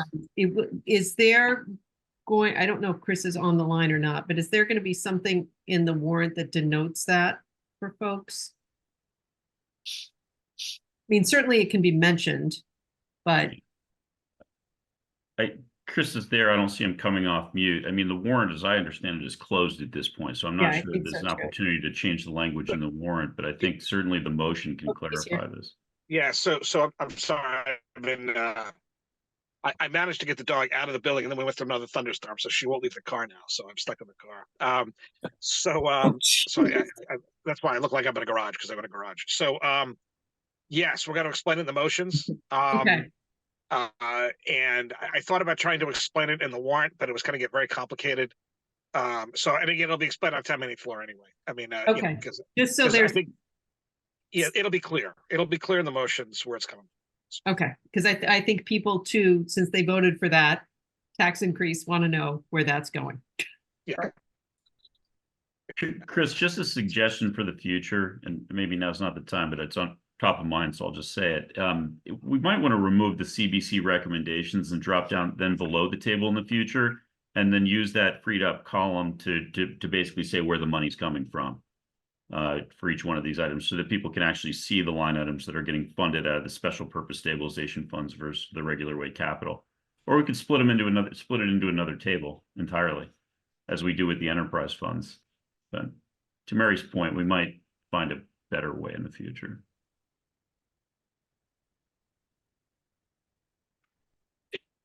Yeah. You're breaking up, Chris. The Brian, garage, thank you. You made an awful lot of work. I listened to some of your meetings. Sound relatively simple, and it was not. It was not. Fran, do you have questions? Yeah, No, that makes sense. That makes perfect sense. I've never done this with this, so it's, am I still here? Okay. Yep, you're on, Chris, go ahead. No, he's gone. That that UTV that the chief is looking for, I had a talk with him about it, and I understand what it, I don't see it as being used specifically for the Wampatuck State Park. I see it being used in Whitney Woods Wheelwright Park along the railroad right away. I mean, I was a little bit skeptical about it at first, but now that I understand what it is that he's looking for and for what it costs, I think it's a very valuable addition to the life-saving equipment of the town. And I can't see why anybody would want to say no on something like that. Anyway, there's my observations. Thank you, Fran. Just to be clear, nobody said no. And the votes, I think, reflect the support that you just articulated. It was 4 in favor, 0 against, and 1 abstention. And the abstention was just sort of on the moral ground that we should be pushing hard to try to get a state grant, but it was just never really in the cards. As someone who lives on the side of town that loses power a lot, and our power source, for lack of a better word, is in the woods, this would be very helpful, because sometimes we're the last ones to come back online because they can't access the power. So I think it's a good, I mean, it would be great if we could get funding for it, but if we can't, we can't. Yeah, I'm just smiling. It's having come through this cycle, it's shocking to me that we actually landed with this right-hand column at 5-0 across the board, with the exception of this one item. So I guess it's a good thing we're talking about this. Right, and that one abstention, I mean, Yeah. it makes sense. It's not a nay, it's just an abstention. Right. Anybody else have, oh, I see Mark's got his hand up. So, just in relation to the town hall, related line items, I do support the intent there. I'm not fully in favor of the piecemealed approach. I think it's gonna just result in a much larger price tag in the end. Versus a more holistic view of how to handle that building. And I know the intent, I know the challenges, I know what we're all up against it. But again, I think that there's a lot of details that go into this that, you know, when it comes to implement this work in the field, having a fire alarm and fire suppression study done is one thing, but to be able to implement that work in the real world is going to have a lot more downstream domino effects that we're just not ultimately prepared. You know, taking ceilings down and running pipe through the historic building that has asbestos and hazardous material, none of that's really factored in. And I think that if we proceed with a piecemeal approach, we're going to end up with a lot of half thought out plans. I mean, there's the citizens petition, and I know this isn't the citizens petition portion here, but you know, just in the re-leveling of the walkway, it re-levels a walkway that isn't accessibly compliant to the front of Old Town Hall. So yes, it will level out the bricks that are there, but the fundamental thing is the front of Old Town Hall where we vote is not accessible, which is why there's that metal ramp. And again, it's really, we got to find a wise way to approach these things and not just do these individual studies. All of these studies, all of these fire suppression and HVAC studies and accessibility studies are part of any renovation project. So they're all included in it, and this kind of a la carte approach is going to drive the cost up over time. So I understand the intent here, and I do think that, you know, from the town hall, the roof side of it, the roof portion of the 2023 project was more than what's on the warrant article here. When you dig into that estimate,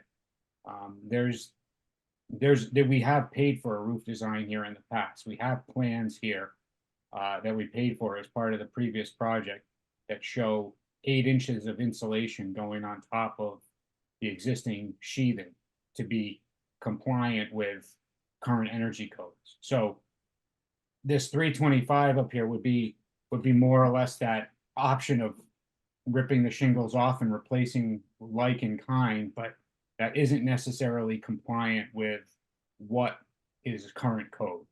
So if we're looking to bypass the current code, and there's no, you know, again, it can be replaced like in kind, but that's a decision that needs to be made. But people should understand that and make that decision accordingly. Sorry, I'll be quiet now. That's okay. Any comment on that? Brian, do you have a response?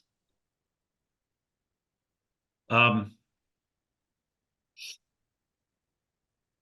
response is that Yes, this first, before you respond. Sorry? Who prepped the numbers and presented them to you folks? that would be the town hall staff, particularly Michelle, but in conjunction with Nick and Brian. Okay. And do you know if they followed the code when they put together the numbers? I mean, from what Mark has said, and he was on a prior committee, it's probably a little light. I do not know the answer to whether or not they followed the code. I'm also not entirely clear that the 8 inches of insulation or 6 inches of insulation above the deck is a code requirement. It may be. It's certainly more energy efficient than not having it. There is other insulation in the roofs. It's not that they're uninsulated. So the old town hall has a very significant depth of cellulose insulation in the deck itself. It's not actually above the sheathing. It's above fundamentally the floor inside the roof structure. And so once you get it, so it's, it insulates the occupied space below. It does not insulate the open space inside the roof structure. It's just a different way of insulating. And it fundamentally insulates less space than if we insulate above the deck and just beneath the shingles. In the annex, there's insulation below the sheathing. And so there is insulation in both. It certainly would be more efficient, energy efficient, to add significant layers of additional insulation, but I guess I would say it would be news to me that was a code requirement. Okay.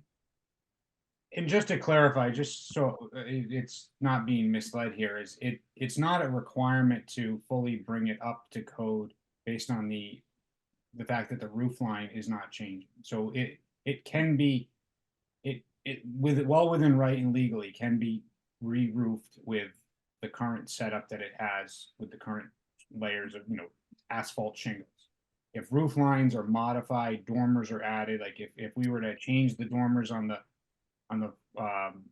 front of the annex, then we would have to add the appropriate code compliant insulation to any dormers that we add. But if we don't change any roof lines, we don't have to. Again, that's why I say it's a decision that it's more of a decision. It's a want versus, you know, which way do you want to go? You want to go left or right? So, if the roof line and dimensions aren't changing, you don't have to, but, just something to be aware of. Thank you. Mike, Yeah, I was just gonna say, I mean, I agree with Mark 100% on, you know, being in the unfortunate situation of looking at things piecemeal. Brian, though, correct me if I'm wrong, I thought I heard somewhere that the current roof is in such bad shape that something has to be done to kind of to eliminate more potential damage from leaking and things like that. And that's sort of the spirit of, you know, this solution for the expenditure that's in project number 18, is because the current roof is just that bad. In light of the fact that, you know, the reality is, unfortunately, the complete solution that we would all like isn't forthcoming, and something has to be done. And I don't like throwing good money after bad, but I thought I had heard that the current roof was just so bad, something had to be done. That is my understanding. I'm not going to pretend to be a roof end of life expert, but we had this conversation, I don't know, 5-6 years ago. In fact, there was a line item that found its way onto a warrant that got repurposed to replace the roof at that point in time. And there were a lot of people up on the roof at that time, and the conclusion was reached that in fact it was not quite end of life.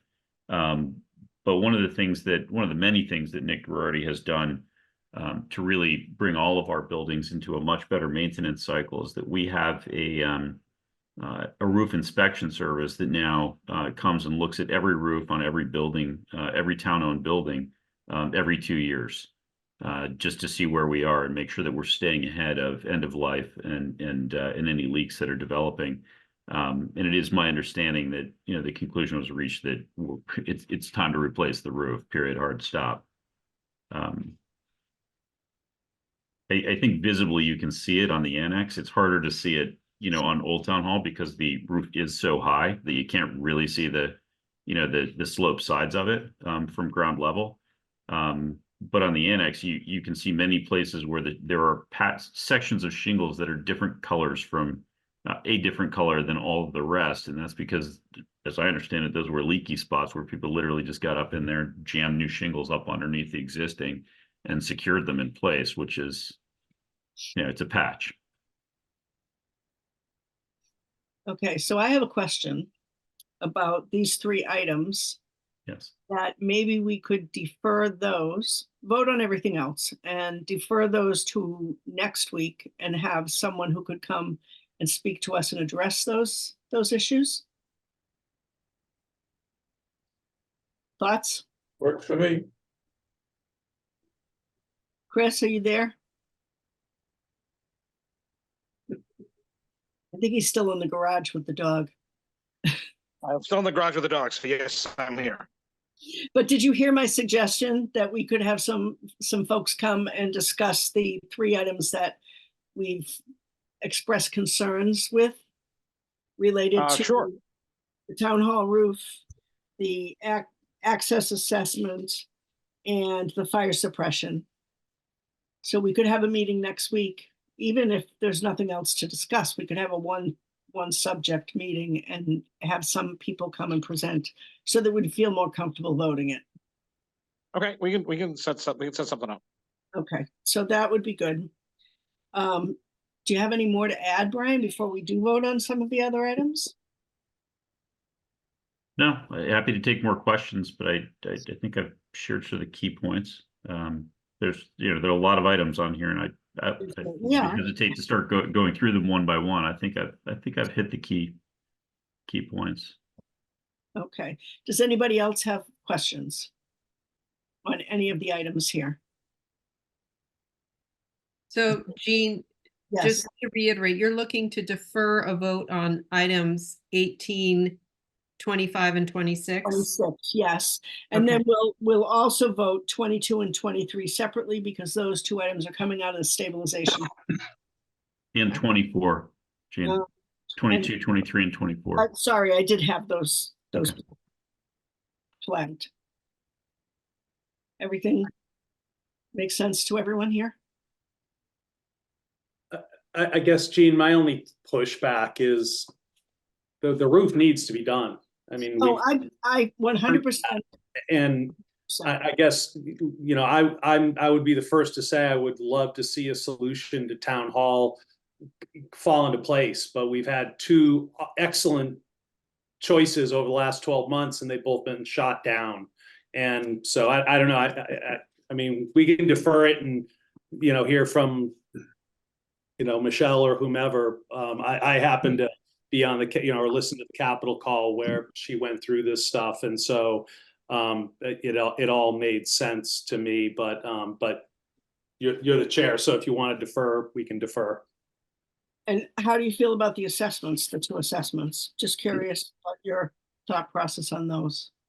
Yeah, I mean, you know, again, if you know, unless there's a permanent plan to relocate people out of, you know, the staff out of town hall, which I know you know, we've got some people over at King Street, but that's supposed to be for the public safety building. The fire suppression and alarms have to be upgraded. I mean, that's not, I don't think that's a choice either. And it's I don't like the hand we're dealt, but we've been dealt this hand, and to, you know, allow some functioning at 41 Highland, I think these items are needed. Jean, sorry to interrupt, but Ellen Marr is in the audience and she has raised her hand. If you're comfortable, I could promote her. She might have something to add. Absolutely. Okay. Hopefully she will be here shortly. The more information we have, the better. And I have to tell you, Mike, I am the biggest supporter of replacing roofs. Brian Host is probably tired of hearing me talk about the school roofs for over 9 years. Oh, no, not at all, Gene. We got them funded. Now we just need to make sure that school facility stabilization fund is there when the roofs come due. Right. And Gene, I think this is just last year when we got up and unanimously supported the project at town meeting. We talked about the fact that if nothing gets done, if there's not a solution, all these, you know, funds that have not been put into town hall for a decade on the hopes there would be a new building or a, you know, comprehensive solution was going to start to come back to haunt us if we didn't do it. And, you know, case in point right here. Absolutely. Welcome, Ellen Marr. Oh, thank you. Thanks, everybody. And sorry for the multiple invites and meeting invite deletes. And I got an email from somebody saying, stop, I'm not on advisory, so stop sending me. I'm all thumbs. I was just trying to add the meeting to my calendar. I'll be better next time. So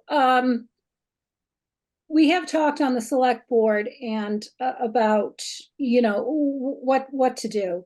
And as some of you know who went to the town hall forum meeting we had, there's a group in town, Cohasset's Cultural Council.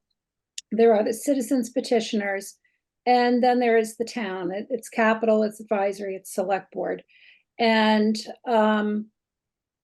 there's been the select board has kind of come up with a strategy, and it's not fully baked, to get a working group. And we hesitate to call it a town hall building committee, but to call it a working group of a few interested stakeholders from those 3 entities and maybe a few others to work this summer to come up with a repair plan. And we're pretty specific about repair and not renovation. I think renovation is, you know, people hear that in town and they're like, oh, they want to renovate town hall and make it, you know, I think one word I heard was the Taj Mahal. But no, we need to repair the things that need to be repaired, and we need to go about it. And the thought process is not a piecemeal approach, but we, based on, you know, Michelle's presentation to us, the roof is at a critical point and needs to be done. So that's why we wanted to put forward the roof. So we want to get this working group together to come up with a strategy that maybe for a special town meeting it might be ready, or maybe for a town meeting a year from now, of what needs to be done for repairs and how are we going to fund it. The flaw in the citizens petition is that there's no funding source identified in it, and that's one of the flaws. But they have Peter Longley attended. We had a meeting. Glenn Pratt, Paul Grady, myself, Clark Brewer was there. Peter Longley was there, just talking about the initial concept of how are we going to get this done? How does municipal government look in the future?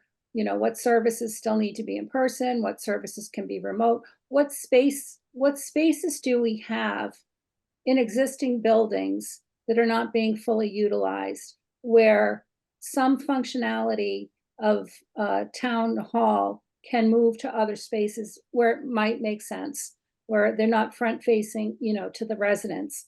There'll be some extra space at Elm Street when the police department moves out. What could be a natural adjacency, you know, kind of department that could move there? Could facilities move there? If 41 Highland Ave, the annex, you know, can't fit everybody presently the way it is. So it's kind of all of that thinking. Is there extra space at 135 King Street on the second floor? Will it be extra office space? We know there's extra space at the water department. And I'm kind of the mind right now where we don't need to add another building to our inventory of buildings when we can't maintain the buildings that we have. And by buying another property for town hall and government services. So we're just in the first conversation stages. We agree, Mark, a piecemeal approach is not the most efficient or the least expensive approach, and it's the most disruptive approach to town government. So, but we did want to get the roof done. We do want to get the studies done. So at least we have a benchmark of where we need to go, you know, with this working group. Is everybody familiar with the cultural council component of this? Nope. No? Yes, no? Yeah, Nope. yes. Yeah, I know you are, Mark. You were at the meeting. Mary is, okay. I'm not. Okay. No, I'm not. Okay, so some time ago, an idea was floated that the historic portion of Town Hall has a lot of sentimental feelings for a lot of people. And prior to it not being habitable, you know, it was pretty much underutilized for some drama club events and town voting. And a thought germinated, could we get some nonprofits and together and maybe see if they would be interested in the historic portion of Town Hall to revitalize and redevelop and develop some programming. So between the South Shore Arts Center, even the South Shore Music Circus, the Historical Commission, and some other entities, they've gotten together, they've had several meetings, maybe a handful of meetings, talking about what could they do, can they get the funding, can they restore it, what kind of programming would they put in there in the historic portion, inclusive of the second floor, so that the restoration of the historic part would not be on the town's dime, so to speak. So they're part of this equation, and it can be done if the building is subdivided into condos. You know, there's one condo. This is what we've been told so far. We haven't vetted it through legal. There's a lot of that we still need to do. And this cultural council wants some legal guidance on it as well. But if it became a condo, you know, the annex is one condo and the historic side is the other condo, and the historical and the cultural commission can do the work at non-prevailing wage, and they can raise the money for it and develop some great programming to, you know, bring it back to life. We thought that would be a win. I am familiar, now that you've put it that way, I am familiar with that, Ellen, because I have been saying that for a while, that it would be a shame to lose that. And I know that there are a lot of people in town here who love the historic portion of the building, and they went, you know, I've seen all the Facebook posts about how their school dance was there, and there were various events that were held there. So I've actually been kind of a semi-vocal advocate for finding groups that might be able to participate in something like that. But I didn't realize that, excuse me, there had already been a group formed and that they were actively meeting to discuss that. So that actually makes me happy. So, Rob? Let me defer to Meg, because she's probably going to cover what I'm going to cover. Sorry, I didn't see your hand, Meg. It's Oh, no, no, go ahead, Rob. Two things real quick, 15 seconds of clarification, of amplification, is there is a group, but it's entirely ad hoc at this point. It has no corporate existence. It's sort of a, which isn't to say it isn't good people doing excellent work, but there isn't an entity yet. Right. That's probably TBD. And the other thing that's important is that the model or models that the group, I understand, is looking at are successful rehabilitations of public buildings in other municipalities, of which there have been tons. Town halls, firehouses, all kinds of things that have been repurposed in various community-oriented ways to preserve, you know, a useful building in a historic envelope on a common. This isn't new territory. This is actually a pretty settled model. All right, those 30 seconds. Okay, Meg, you've got 30 seconds too. Oh no, Rob did such a great job. Well, I was first going to say, in the interest of transparency, for for those who don't already know, I'm sitting on this to be formed nonprofit. So understanding that I have a bit of a conflict of interest here, and of course will not be voting on anything town hall related. But yeah, I would just second what Rob has said, and I will say we've had quite a few meetings and done a lot of research into this idea. So it more to come on it. But and thanks to the select board, who's been really great about helping us talk through this as a potential opportunity. But I'm also happy to answer questions if folks have any. Anyone? Oh, Mary. So my question isn't about that, which I think is a fabulous idea and a great way to go about it. Ellen, if I could address the question, and I'm not sure if it would be to you or not, but given items 18, 25, and 26 that appear in the capital appropriation, does this make the citizens petition effectively moot?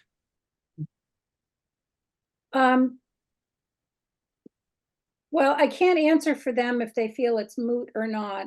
I know that in conversation with Peter, when we had this meeting last week, he indicated that it seems that we were aligned, the select board and the citizens petitioners were aligned in terms of trying to get things done.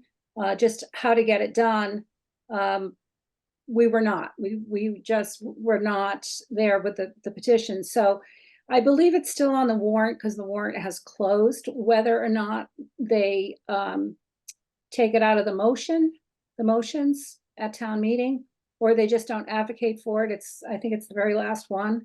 It'll be up to them. I think they have to get every signature, everyone who signed the petition to agree to pull it from town meeting. Ellen, I believe that he may be in the waiting room for the discussion, which is next on our agenda. Okay. Okay. He was attending, so he may be there.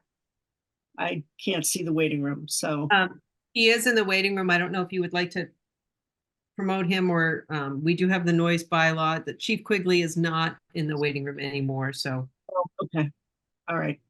I'm perplexed.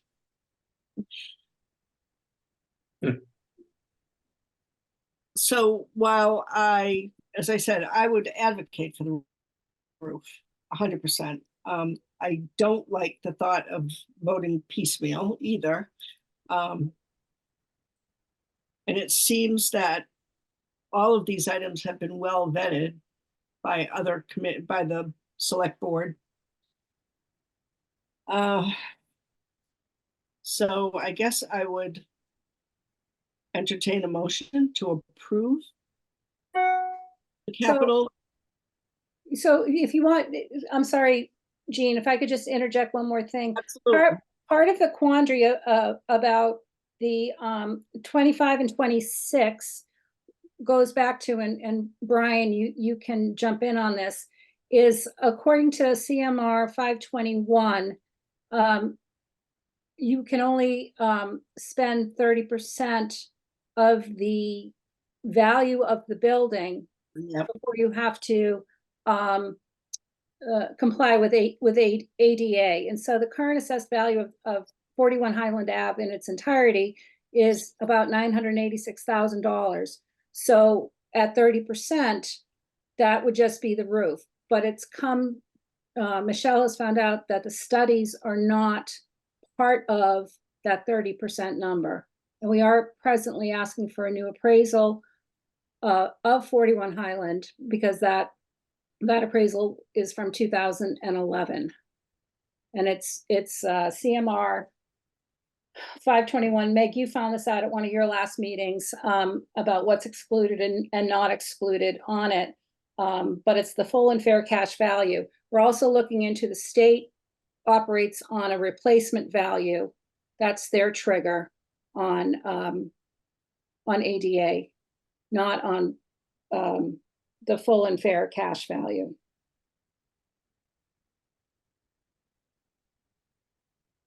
But ADA isn't an issue.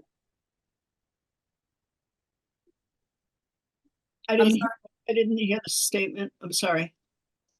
No, I said ADA is not the issue here. The issue here is rebuilding or repairing the town hall.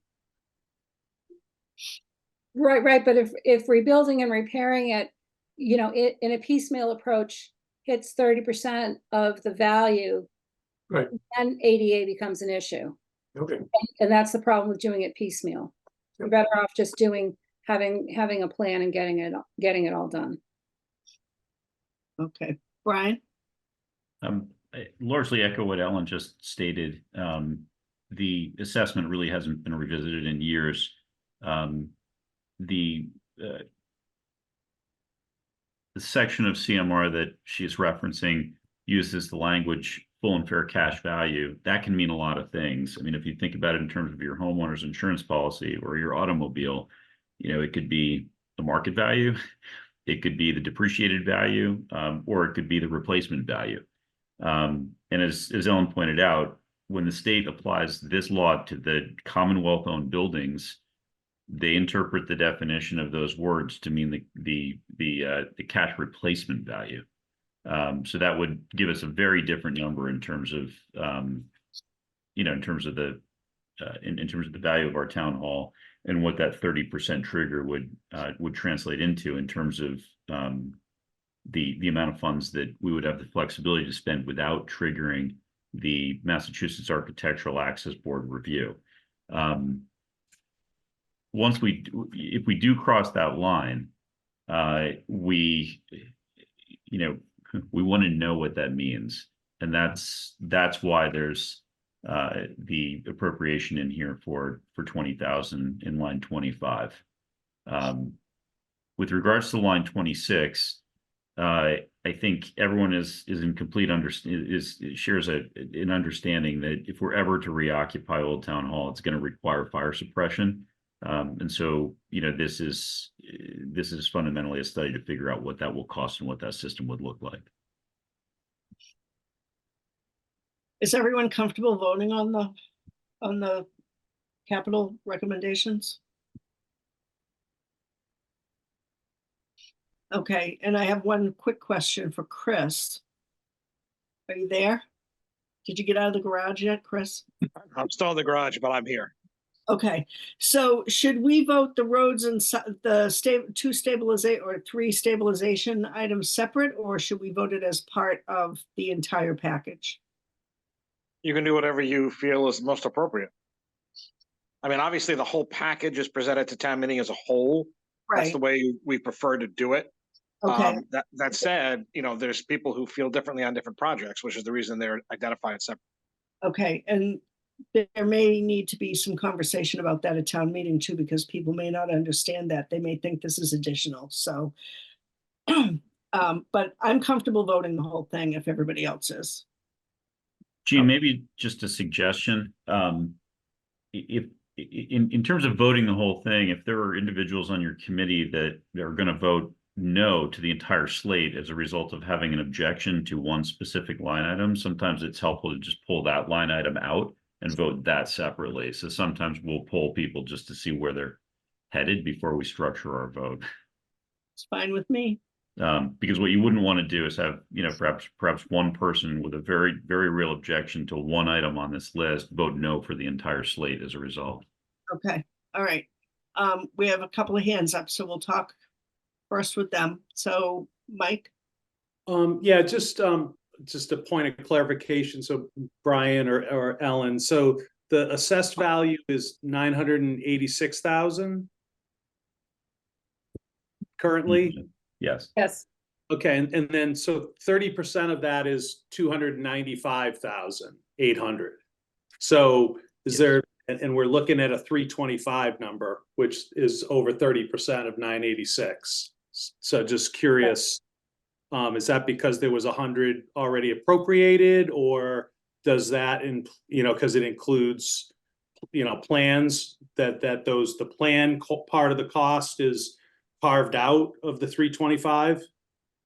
It's several things. Part of it is the plan can be carved out of the cost. Second is that this number was 282 until capital budget grossed it up with a 15% contingency, which we hope is not used, which would still keep the number below. I think the third and probably most important item is that there's nearly 100% confidence that our assessed value will go up. Don't know where it's going, but it's going to go up from where it is currently, and that would comfortably put this below that 30% threshold. Okay, yeah, no, thank you. Appreciate that. And we're also getting clarification from, I believe it's the Inspector General, of exactly what the free and fair cash value means in terms of, is it replacement? Is it assessed value? Is it appraised value? Because assessed value and appraised value are very different things. Yeah. So our plan is to have that prior to town meeting so that everybody is informed. Meg? Just to the earlier point about voting procedurally, since I will be abstaining from 18, 25, and 26, I don't know if you want to split those out, or I'm very happy to vote in support on the rest of them. Okay, and okay, so that would prevent you from voting for the whole thing. You'd have to abstain. So that's it. That does make it a different type of vote. Mark? Just in relation, I'm fully on board with replacing the roof and appropriating that, as long as the scope is fully encompassing of what we need, and including, taking down that chimney and dealing with that, so that we don't put a brand new roof on and go around a bad chimney and have to deal with that later, where now we've got a roof that's 2 or 3 years old. It's a great roof, and we're having to cut into it to get rid of the chimney. That's where we're going to have leaks in 20 years. That's where we're going to have our issues, because we went back to go do something because we didn't do it right the first time. And again, I think part of this was part of this roof didn't include replacing of gutters. Again, if we're up there, we're dealing with the roofing system, we should make sure we're dealing with it correctly and fully, and not partially. And as I'm in favor of the assessment, just so we dealing with 521, so that we know what we're up against, so that we have it as a factual point. And then in terms of 26, yes, I fully agree on needing to have fire suppression and fire alarm to reoccupy that building. But if the cultural commission is planning to take over that portion of the building, and we don't ever reoccupy it, and we plan to reevaluate some of our town buildings and resources, And if we can't fundamentally, if that work is encompassing of a larger renovation, because in order to get those sprinklers in that building, ceilings will have to come down, walls will have to be opened up. And I see that as part of a bigger project. And I think the $45,000 there, it's not that I'm necessarily against, it's not that I'm against the work, it's that I'm against it being its own item and its own project, because we'll do the $45,000 study and we won't have the money or the ability to actually do the work. And I think it'll just end up being sort of a waste until it gets shelved, until we're actually ready to do the more holistic plan here, whatever that is. I don't know. I don't know where it gets us is my point. I don't know if, so I'm sorry to put you on the spot, Ellen. That's okay. That's kind of where I'm coming from, is it'll tell us we need sprinklers. It'll give us the layout that we currently have up there, and it'll basically provide us with calculation, head counts, head locations, and we'll have to, I guess, we'll be conforming to that existing layout. Whereas if the cultural group comes in and wants to redo the layout on the second floor, all that work is going to change. All those heads are going to have to be relocated to accommodate the new wall partitions and layouts. And I just don't know that it's worthwhile without having the bigger plan up there. I think it's too premature to put that in motion. Understood. I think the other part, and if Chris is still on, he can pipe in, is that 41 Highland Ave doesn't have a certificate of occupancy. It has a certificate of inspection, and it is going to be, reviewed and renewed based on continued forward progress in addressing this issue that caused us to have to close down the historic side to begin with.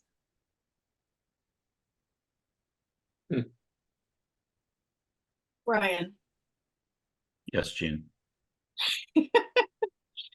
Does the town hall roof include addressing the chimney? Do you know that? I don't know the answer for that definitively, but I've made the same point that Mark has, which is at least knock the top off that chimney. If you're not going to remove the whole thing, at least take the top, whatever, 6-8 feet off of it and cap it so that it's below the roof line.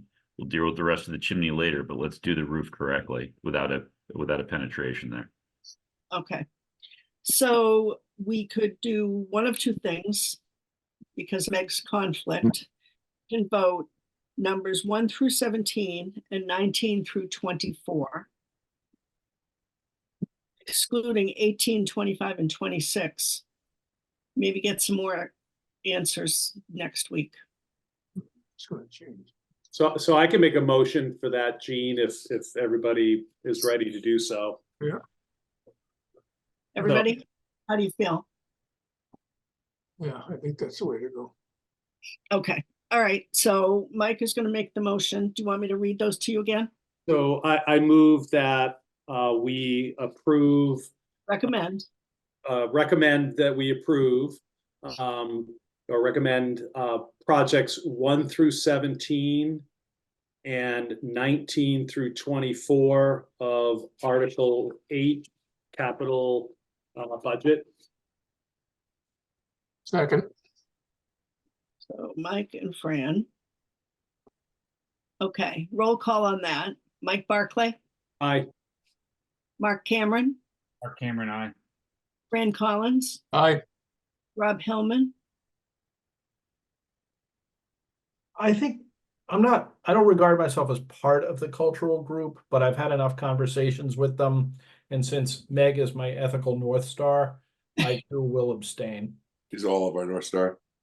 But we're not Rob, voting on Not anything. voting on those. So Yeah, Rob, just include the Yeah, town we're hall. not voting on those. All right, well, I'll vote for these then. Let's one start thing to the over. other.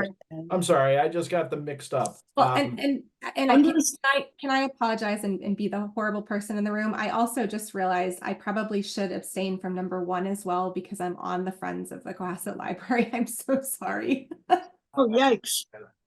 I just noticed that I forgot about that item. Okay, so we'll start with number 2. I'm really sorry to complicate this. I will amend my motion to recommend projects 2 through 17 and 19 through 24 of Article 8, the capital improvement budget. Still second it. And Mike, so Mike made the motion, Fran seconded. Yep.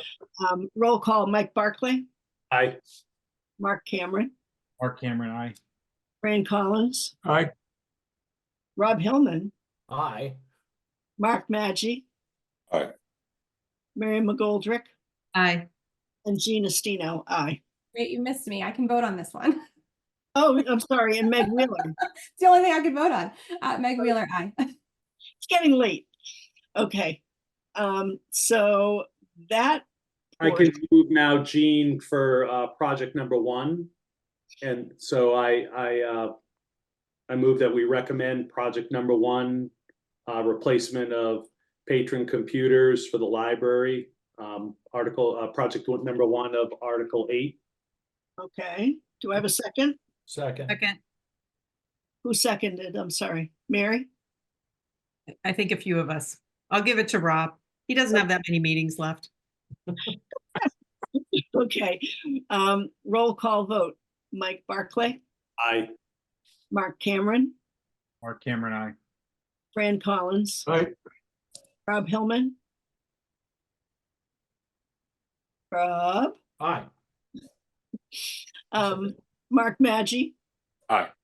Mary McGoldrick, Aye. and Gina Stino, aye. Okay. So then 19 through 24. So we will,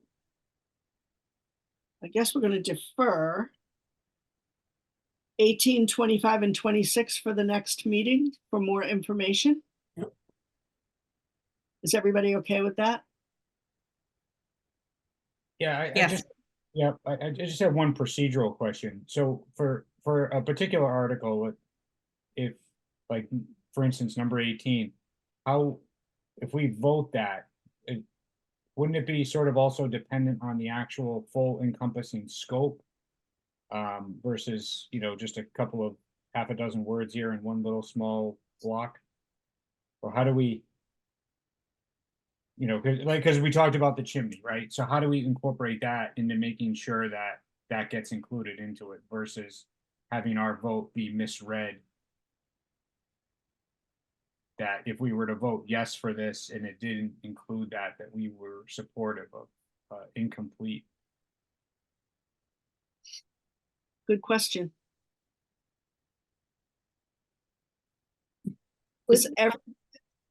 Fran, Yeah, Mark, you're more current on that roof than any of us here. Do you recall anything else that needs to be removed? Are there any big ventilation?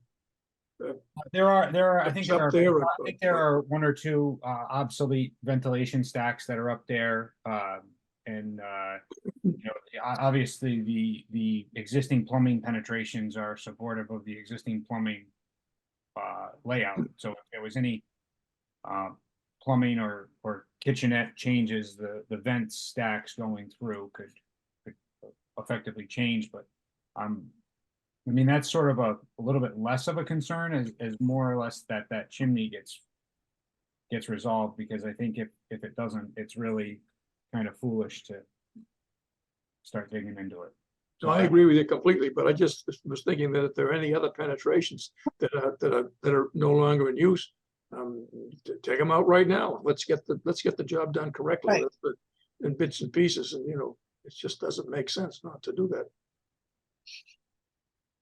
so Mark, I wasn't suggesting that we don't vote in the. No, I know. I just, again, I'm suggesting that we defer it until next week and get more information so we can make an informed decision on our vote. Okay. Okay, so I'll talk to Chris. We'll figure out who needs to be at a meeting next week and we'll go on from there. If that meets with everyone else's approval. Yeah, Sounds good. So everything else is all set. Yep. Thanks for weighing in, Ellen, and sorry about my confusion about the cultural aspect, but I've been saying that all along. That could be a great space for art galleries and presentations and a lot of different dance recitals, all kinds of things. So thank you for that. Okay, so oh, you're still there. Brian, can you attend next week's meeting also? On the Yes. 8th? Okay, so I'll put you at the top of the agenda. So plan on 7:05. And I will work with Chris and get a group of people together who can come and answer the questions that have come up at this meeting. Okay? All right.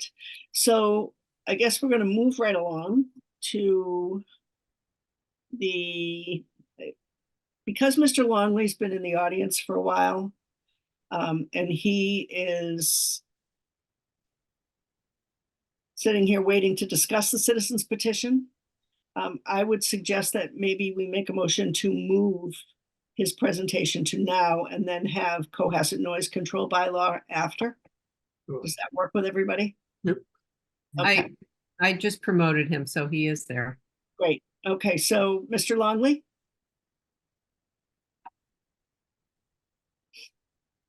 Hello? name is there. Perhaps he stepped away for a moment, but Maybe it's- No, here he is.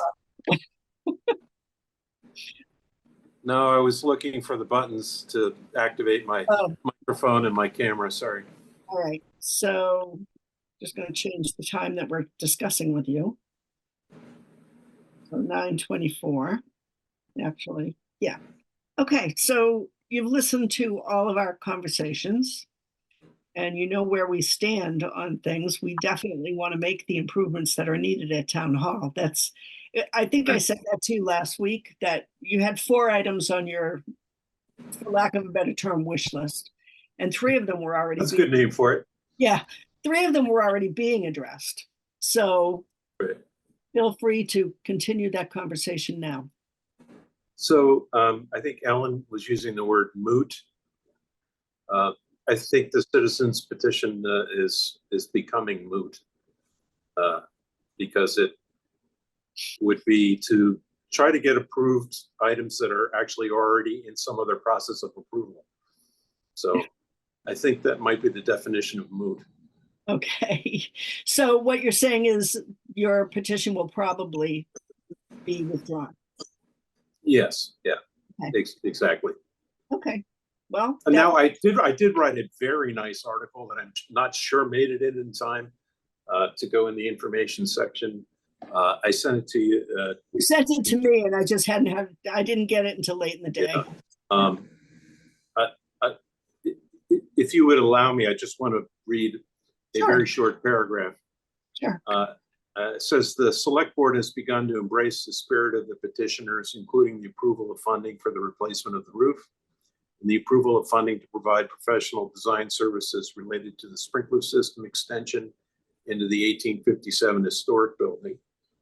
The petitioners encourage the completion of the items listed on the petition, but certainly recognize the budgetary limitations in the current fiscal year.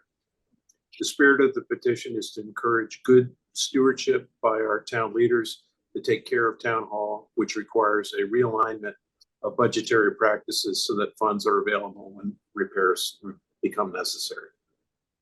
That's it. Well, thank you very much. I've been hollering for almost 20 years about fix what's broken. You know, you don't necessarily have to rebuild, but Yeah. if you take care of what you have, then it's less likely. It sends a good message to everybody, not just the visitors, but also the staff who work there. Right. Who have to work in a building right now with a broken chiller. Well, I've sat in meetings in that building and it's not pleasant. So I Right. have to tell you, I fully feel that pain. So thank you. Right. Mike has a question. Actually, more of a statement, but I mean, in fairness, the reason no money's been put into it in the last 10 years is because there's been several all-encompassed projects that have been proposed, and it didn't make sense to put money into it if you were going to redo the whole thing. So Yeah. I wouldn't want to characterize it as the town wasn't keeping up with the building. It was trying to actually be prudent and not spend money when it was potentially going to have a bigger project, come down the Right. road. That just, Right. it's been a And decade. There's and there's no point in going back into the past and saying Right. that somebody, Yeah. that's the past is the past. We are where we are, and let's figure out how to go forward. Right, and you and your folks that are working with you may not be aware that we did do a quite costly project last year on the elevator, which failed. And in order to be ADA compliant inside the building, we fixed that. And I believe it was Yeah. somewhere upwards of $100,000. Yeah. So it's not that we're not going to fix things that are broken. It's, as Mike said, it's not putting good money after bad. It's doing the things that make sense in the right order. I rode that elevator this week. I was very pleased that I got to my destination. Very good, because you wouldn't have in the old one. Right. Okay, well, thank you very much, and thanks for sticking you. with us. And feel free to tune in next week because we'll be having another conversation. Okay. Okay. By the way, I don't know if Brian Joyce is still on, but It's Brian Ho. Brian Host is still on. Is Brian? Are you still there? Yes, I am, Peter. That $45,000 item that was advertised as being for the sprinklers. Yes, Have you seen the actual proposal from R.W. Sullivan? I glanced at it. I did receive it after our meeting. I didn't go through it surgically, but Yeah, it has 3 scopes items in it. Why The are we having this sprinklers- conversation at 9:30 at night in our meeting? Can you guys take this offline? Well, it is related to the citizens petition because one of the items that we had wanted was to look into the chiller, and it's in that 45. It's covered by that 45,000. Let me interject that we are going to discuss, that's one of the things that we're going to discuss next week. So because of the hour, I would suggest that maybe you talk with Brian outside of this meeting, and then maybe bring your feelings next week. Thank you. You're welcome. Thank you for hanging in.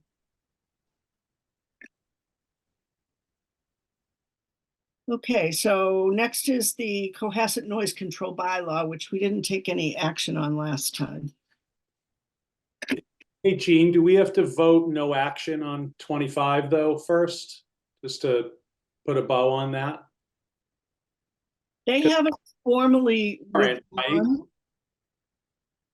So I don't think that if they're gonna withdraw it, we don't need to take any kind of a vote on it. Am We've I already correct? missed the deadline for the warrant anyway, Mike, so if we're We've meeting already next missed week, it.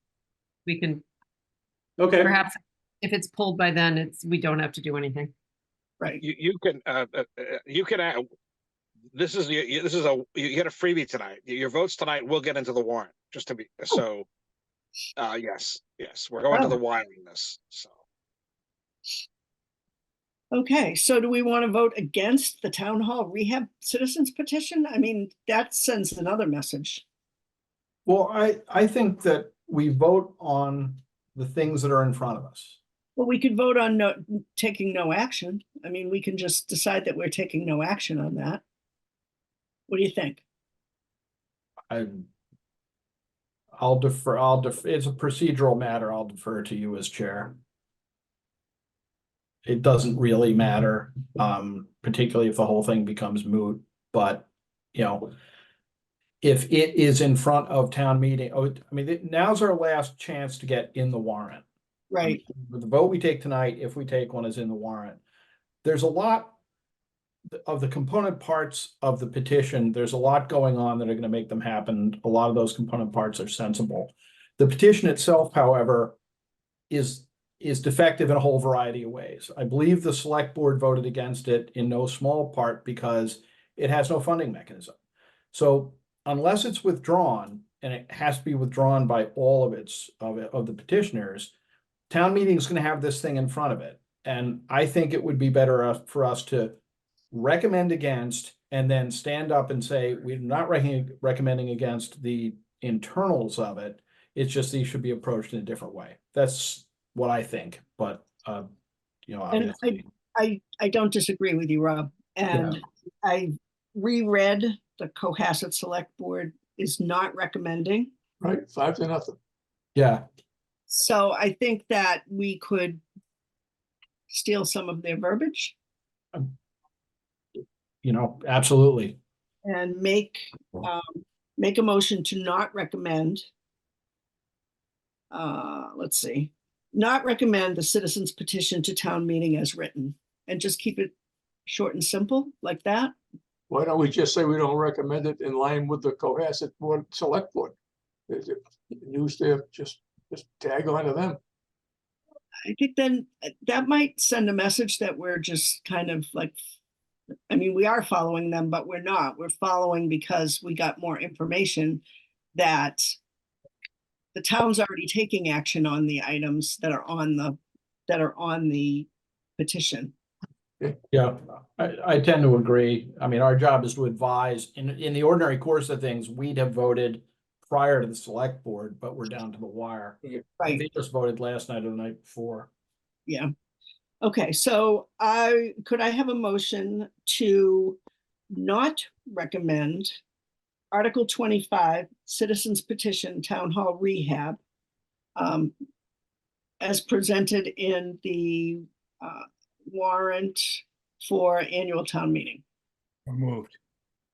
So that's Fran. Yeah. And who was the second? No, Mark was moving the motion. Oh, okay, so Mark. Okay. And then Mark was second. Article 25. Okay, I'm confused now. 'Cause I Mark heard- and Mark. and Mark then and I- Mark. Mark Cameron made the motion, Mark Maggi second. And before we vote, Jean, we do have a question on the floor. Ellen has her hand raised. Okay, Ellen. So, just so it didn't make this copy because we just voted on it. We are putting in a paragraph or a statement below the vote, and this is what it says. The Cohasset Select Board is not recommending the citizens petition to town meeting as written. Although we are in agreement with the spirit and intent of the petition and have met with the petitioners on several occasions, the petition itself not only fails to identify a funding source, but amongst other factors, it does not account for public procurement and prevailing wage requirements.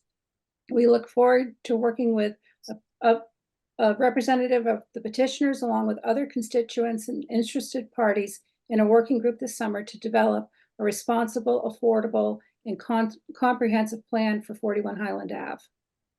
You have that in the warrant that we have in our current warrant. Yes. But I will say that some of the items in that statement we didn't really address prevailing wage. We didn't really address, it was something else that you mentioned. Public procurement? Yes, Well, the petition doesn't address it. That's the point. funding, so we didn't talk about the funding source previously. So Okay. I don't know if we want to put all the verbiage into our statement, but we could make the motion say something to the effect of the Cohasset Advisory Committee is not recommending not recommending the citizens petition to town meeting as written. Although we are in agreement with the spirit and intent of the petition and have met with the petitioner, the petition itself fails to, the petition itself references items that the select board and the advisory committee have already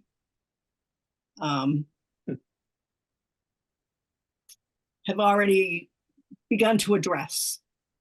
Can I suggest that we just vote not to recommend it? Yeah. Okay.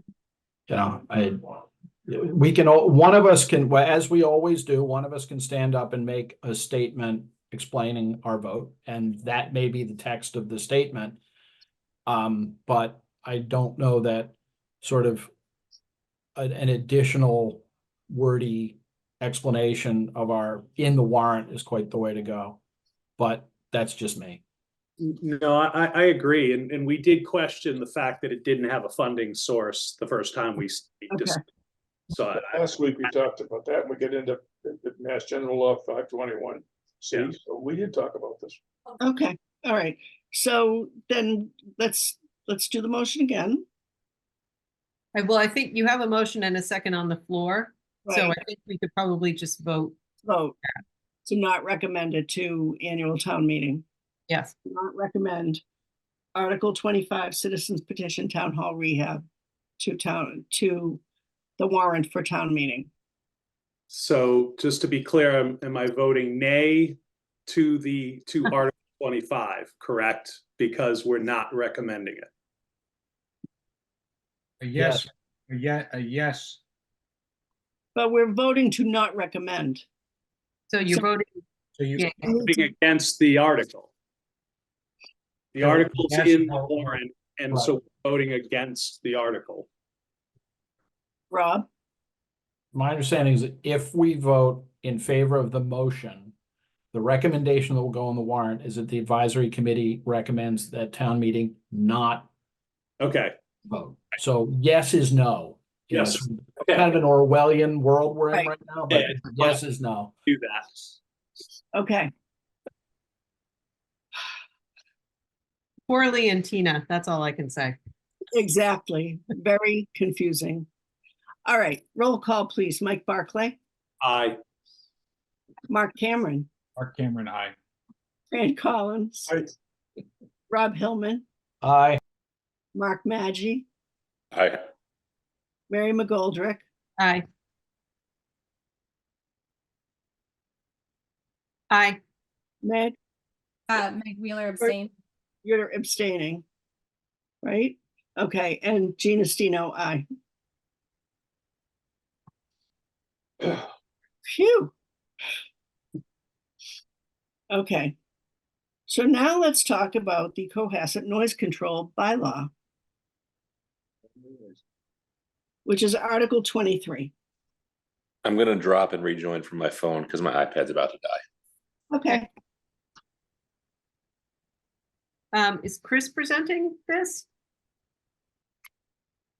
that's a good question. That's why Ellen is here tonight. You asked for a member of the select board. Oh, correct. Thank you. So, Sorry, I'm just looking. This warrants a lot of pages. yeah. Okay. Sorry, so sorry on that last one. I don't have the copy of the warrant that you have. I have the one we got from last night, so I apologize for reading something you had in front of you. I did not know that. Better to be thorough, Ellen. Thank you. So we are on the noise control bylaw.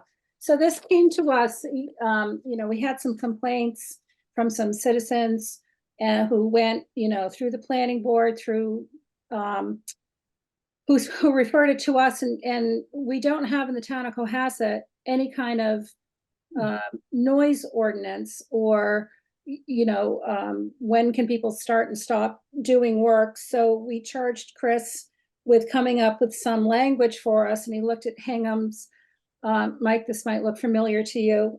It's Hingham's and with some adjustments, and it basically is to prevent commercial landscapers, construction people from working during unreasonable hours in the you know, too late into the evening and too early into the morning. So it's a 7 a.m. to 7 p.m., you know, Monday. Well, the ordinance is 6:59 p.m. to 6:59 a.m. or something like that. I don't remember the exact times, but it's to prevent the leaf blowers and the ledge blasting and all of that to occur during times of the day when families and citizens would like some peace and quiet.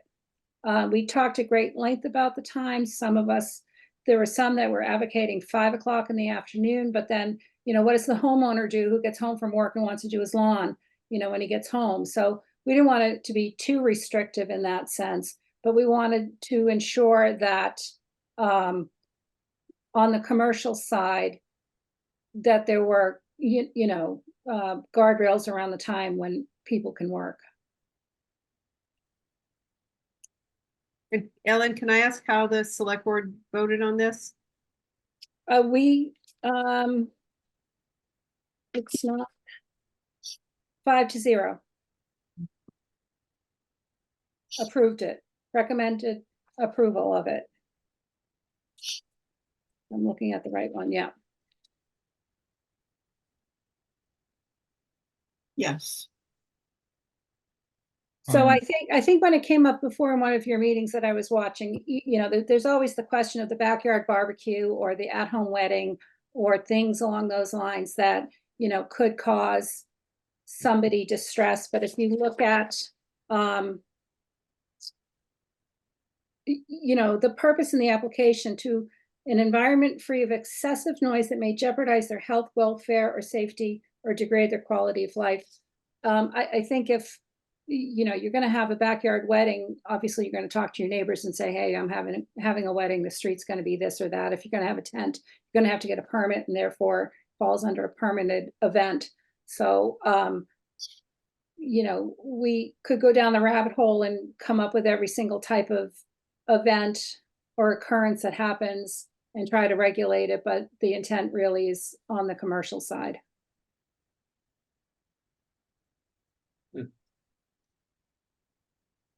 Does anyone have any more comments? Oh, I see a hand in the corner. Mark. It says legal holiday and means any designated as a legal holiday under federal or Massachusetts law. So does that mean that Columbus Day and Juneteenth, that folks can't run landscaping crews? And I just, if it's getting down to the letter of the law, just be careful of the unintended consequences of Exactly. saying, because I don't think that that's the intent. I think the intent is that we're not doing demolition and heavy construction on Christmas Day. I don't think that some of these days, like a Columbus Day, if you will, where half of the workforce goes to work and half of the workforce doesn't, has the luxury of having the day off. I think that especially the folks that work on an hourly basis rely on days like that to provide for their families. I just think that there's an unintended consequence there, and it would be unfortunate to have somebody be held to that standard based on that wording. Okay. I don't know how to essentially effectively, fine tune that. It's. I think, well, we would have to discuss it as a board, but Chris, correct me if I'm wrong. I mean, we could make an amendment on the floor to strike section 170-3 definition, part F, legal holiday, and articulate the holidays, much like a corporate calendar, as opposed to any defined, so that those ones that are, my job, we call them floating holidays. Some people work, some people take the day off.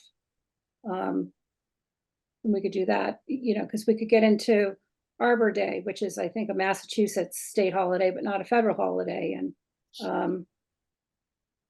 a lot of companies have the day after 4th of July as a holiday. So perhaps it's not a bad idea to articulate the dozen or so holidays. To follow up on your question, the first one is yes, you most certainly can amend on the floor. Though I do think that the list of holidays is pretty clear. I mean, there's the Arbor Day is not a holiday in the sense of, it may be a day of recognition, but it's not, nothing's closed, right?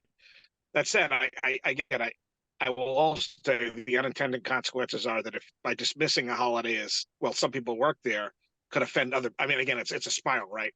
the fact that some people don't recognize it as much as others doesn't make it any less of a federal or state holiday, right? And there's about 12 or 13 of them now. I forget exactly because Juneteenth was just added.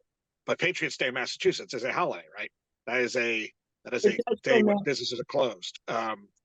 So again, but I'm just devil's advocate. I'm not taking a position, but you can most certainly amend on the floor. It is easier to use federal or state holiday rather than select them, only because they're defined by somebody else, right? But that's the reason. That's the reason it's the law. I understand Mark's point entirely. There are some holidays that construction crews work anyway, and landscapers work all the time anyway in the summer. Maybe Mike has some experience with what happened in Hingham because this is lifted straight from Hingham.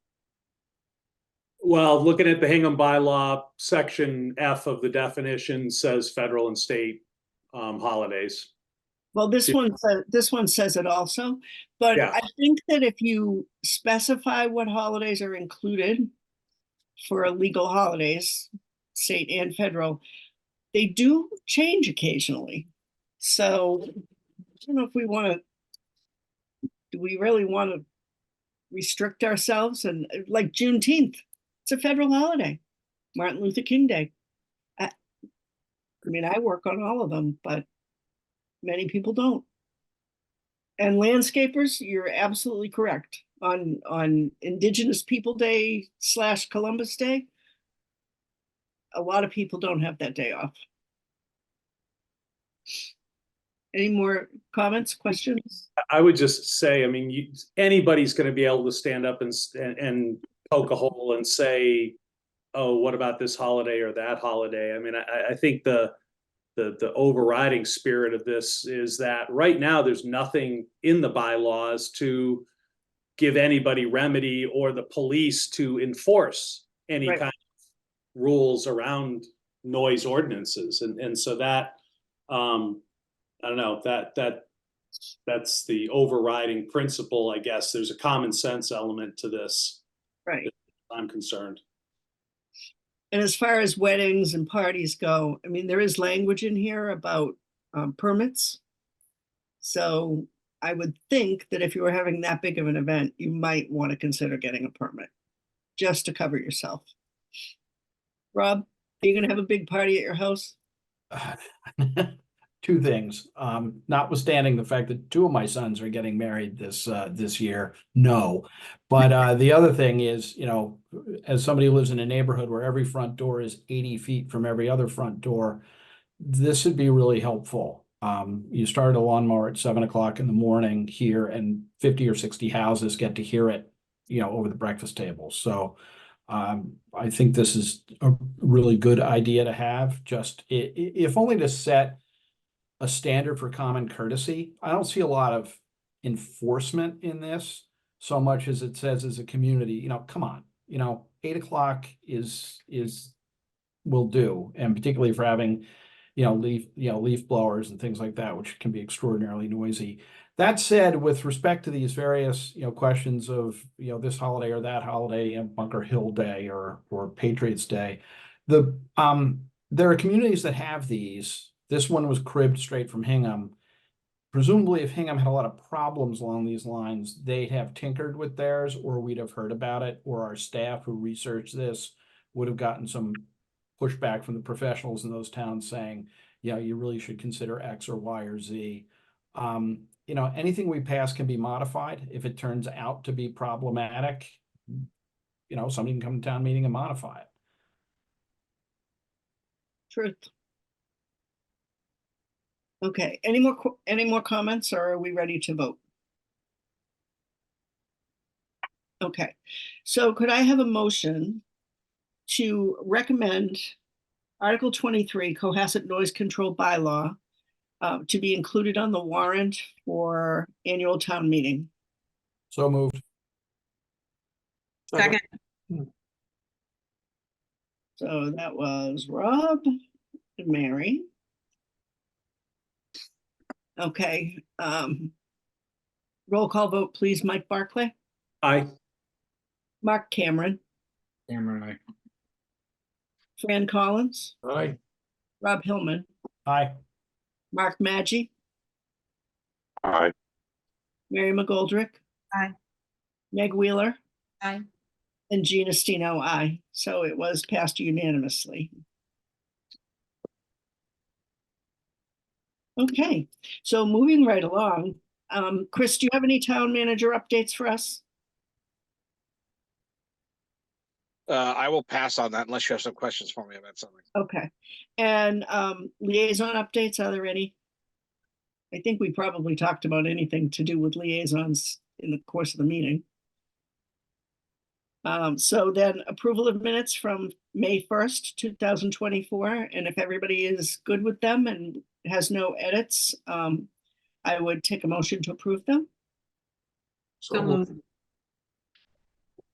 Okay, Fran and Mary, who wants to make the motion and who wants to second it? I'll second it. Fran can be the winner. Okay. Okay. Roll call vote, please. Mike Barclay.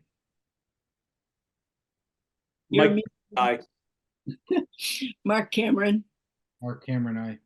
Fran Collins, Aye. Rob Hillman, Aye. Mark Maggi. These are the minutes from last week's meeting? Correct. Yes. I was. Oh, yeah, you were not here. Okay. Softball duties, sorry. That's okay. Mary McGoldrick Aye. and Meg, Meg Wheeler, aye. Gina Stino, aye. Very good. Thank you.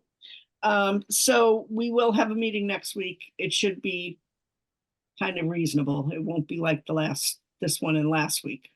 But Brian has committed to come.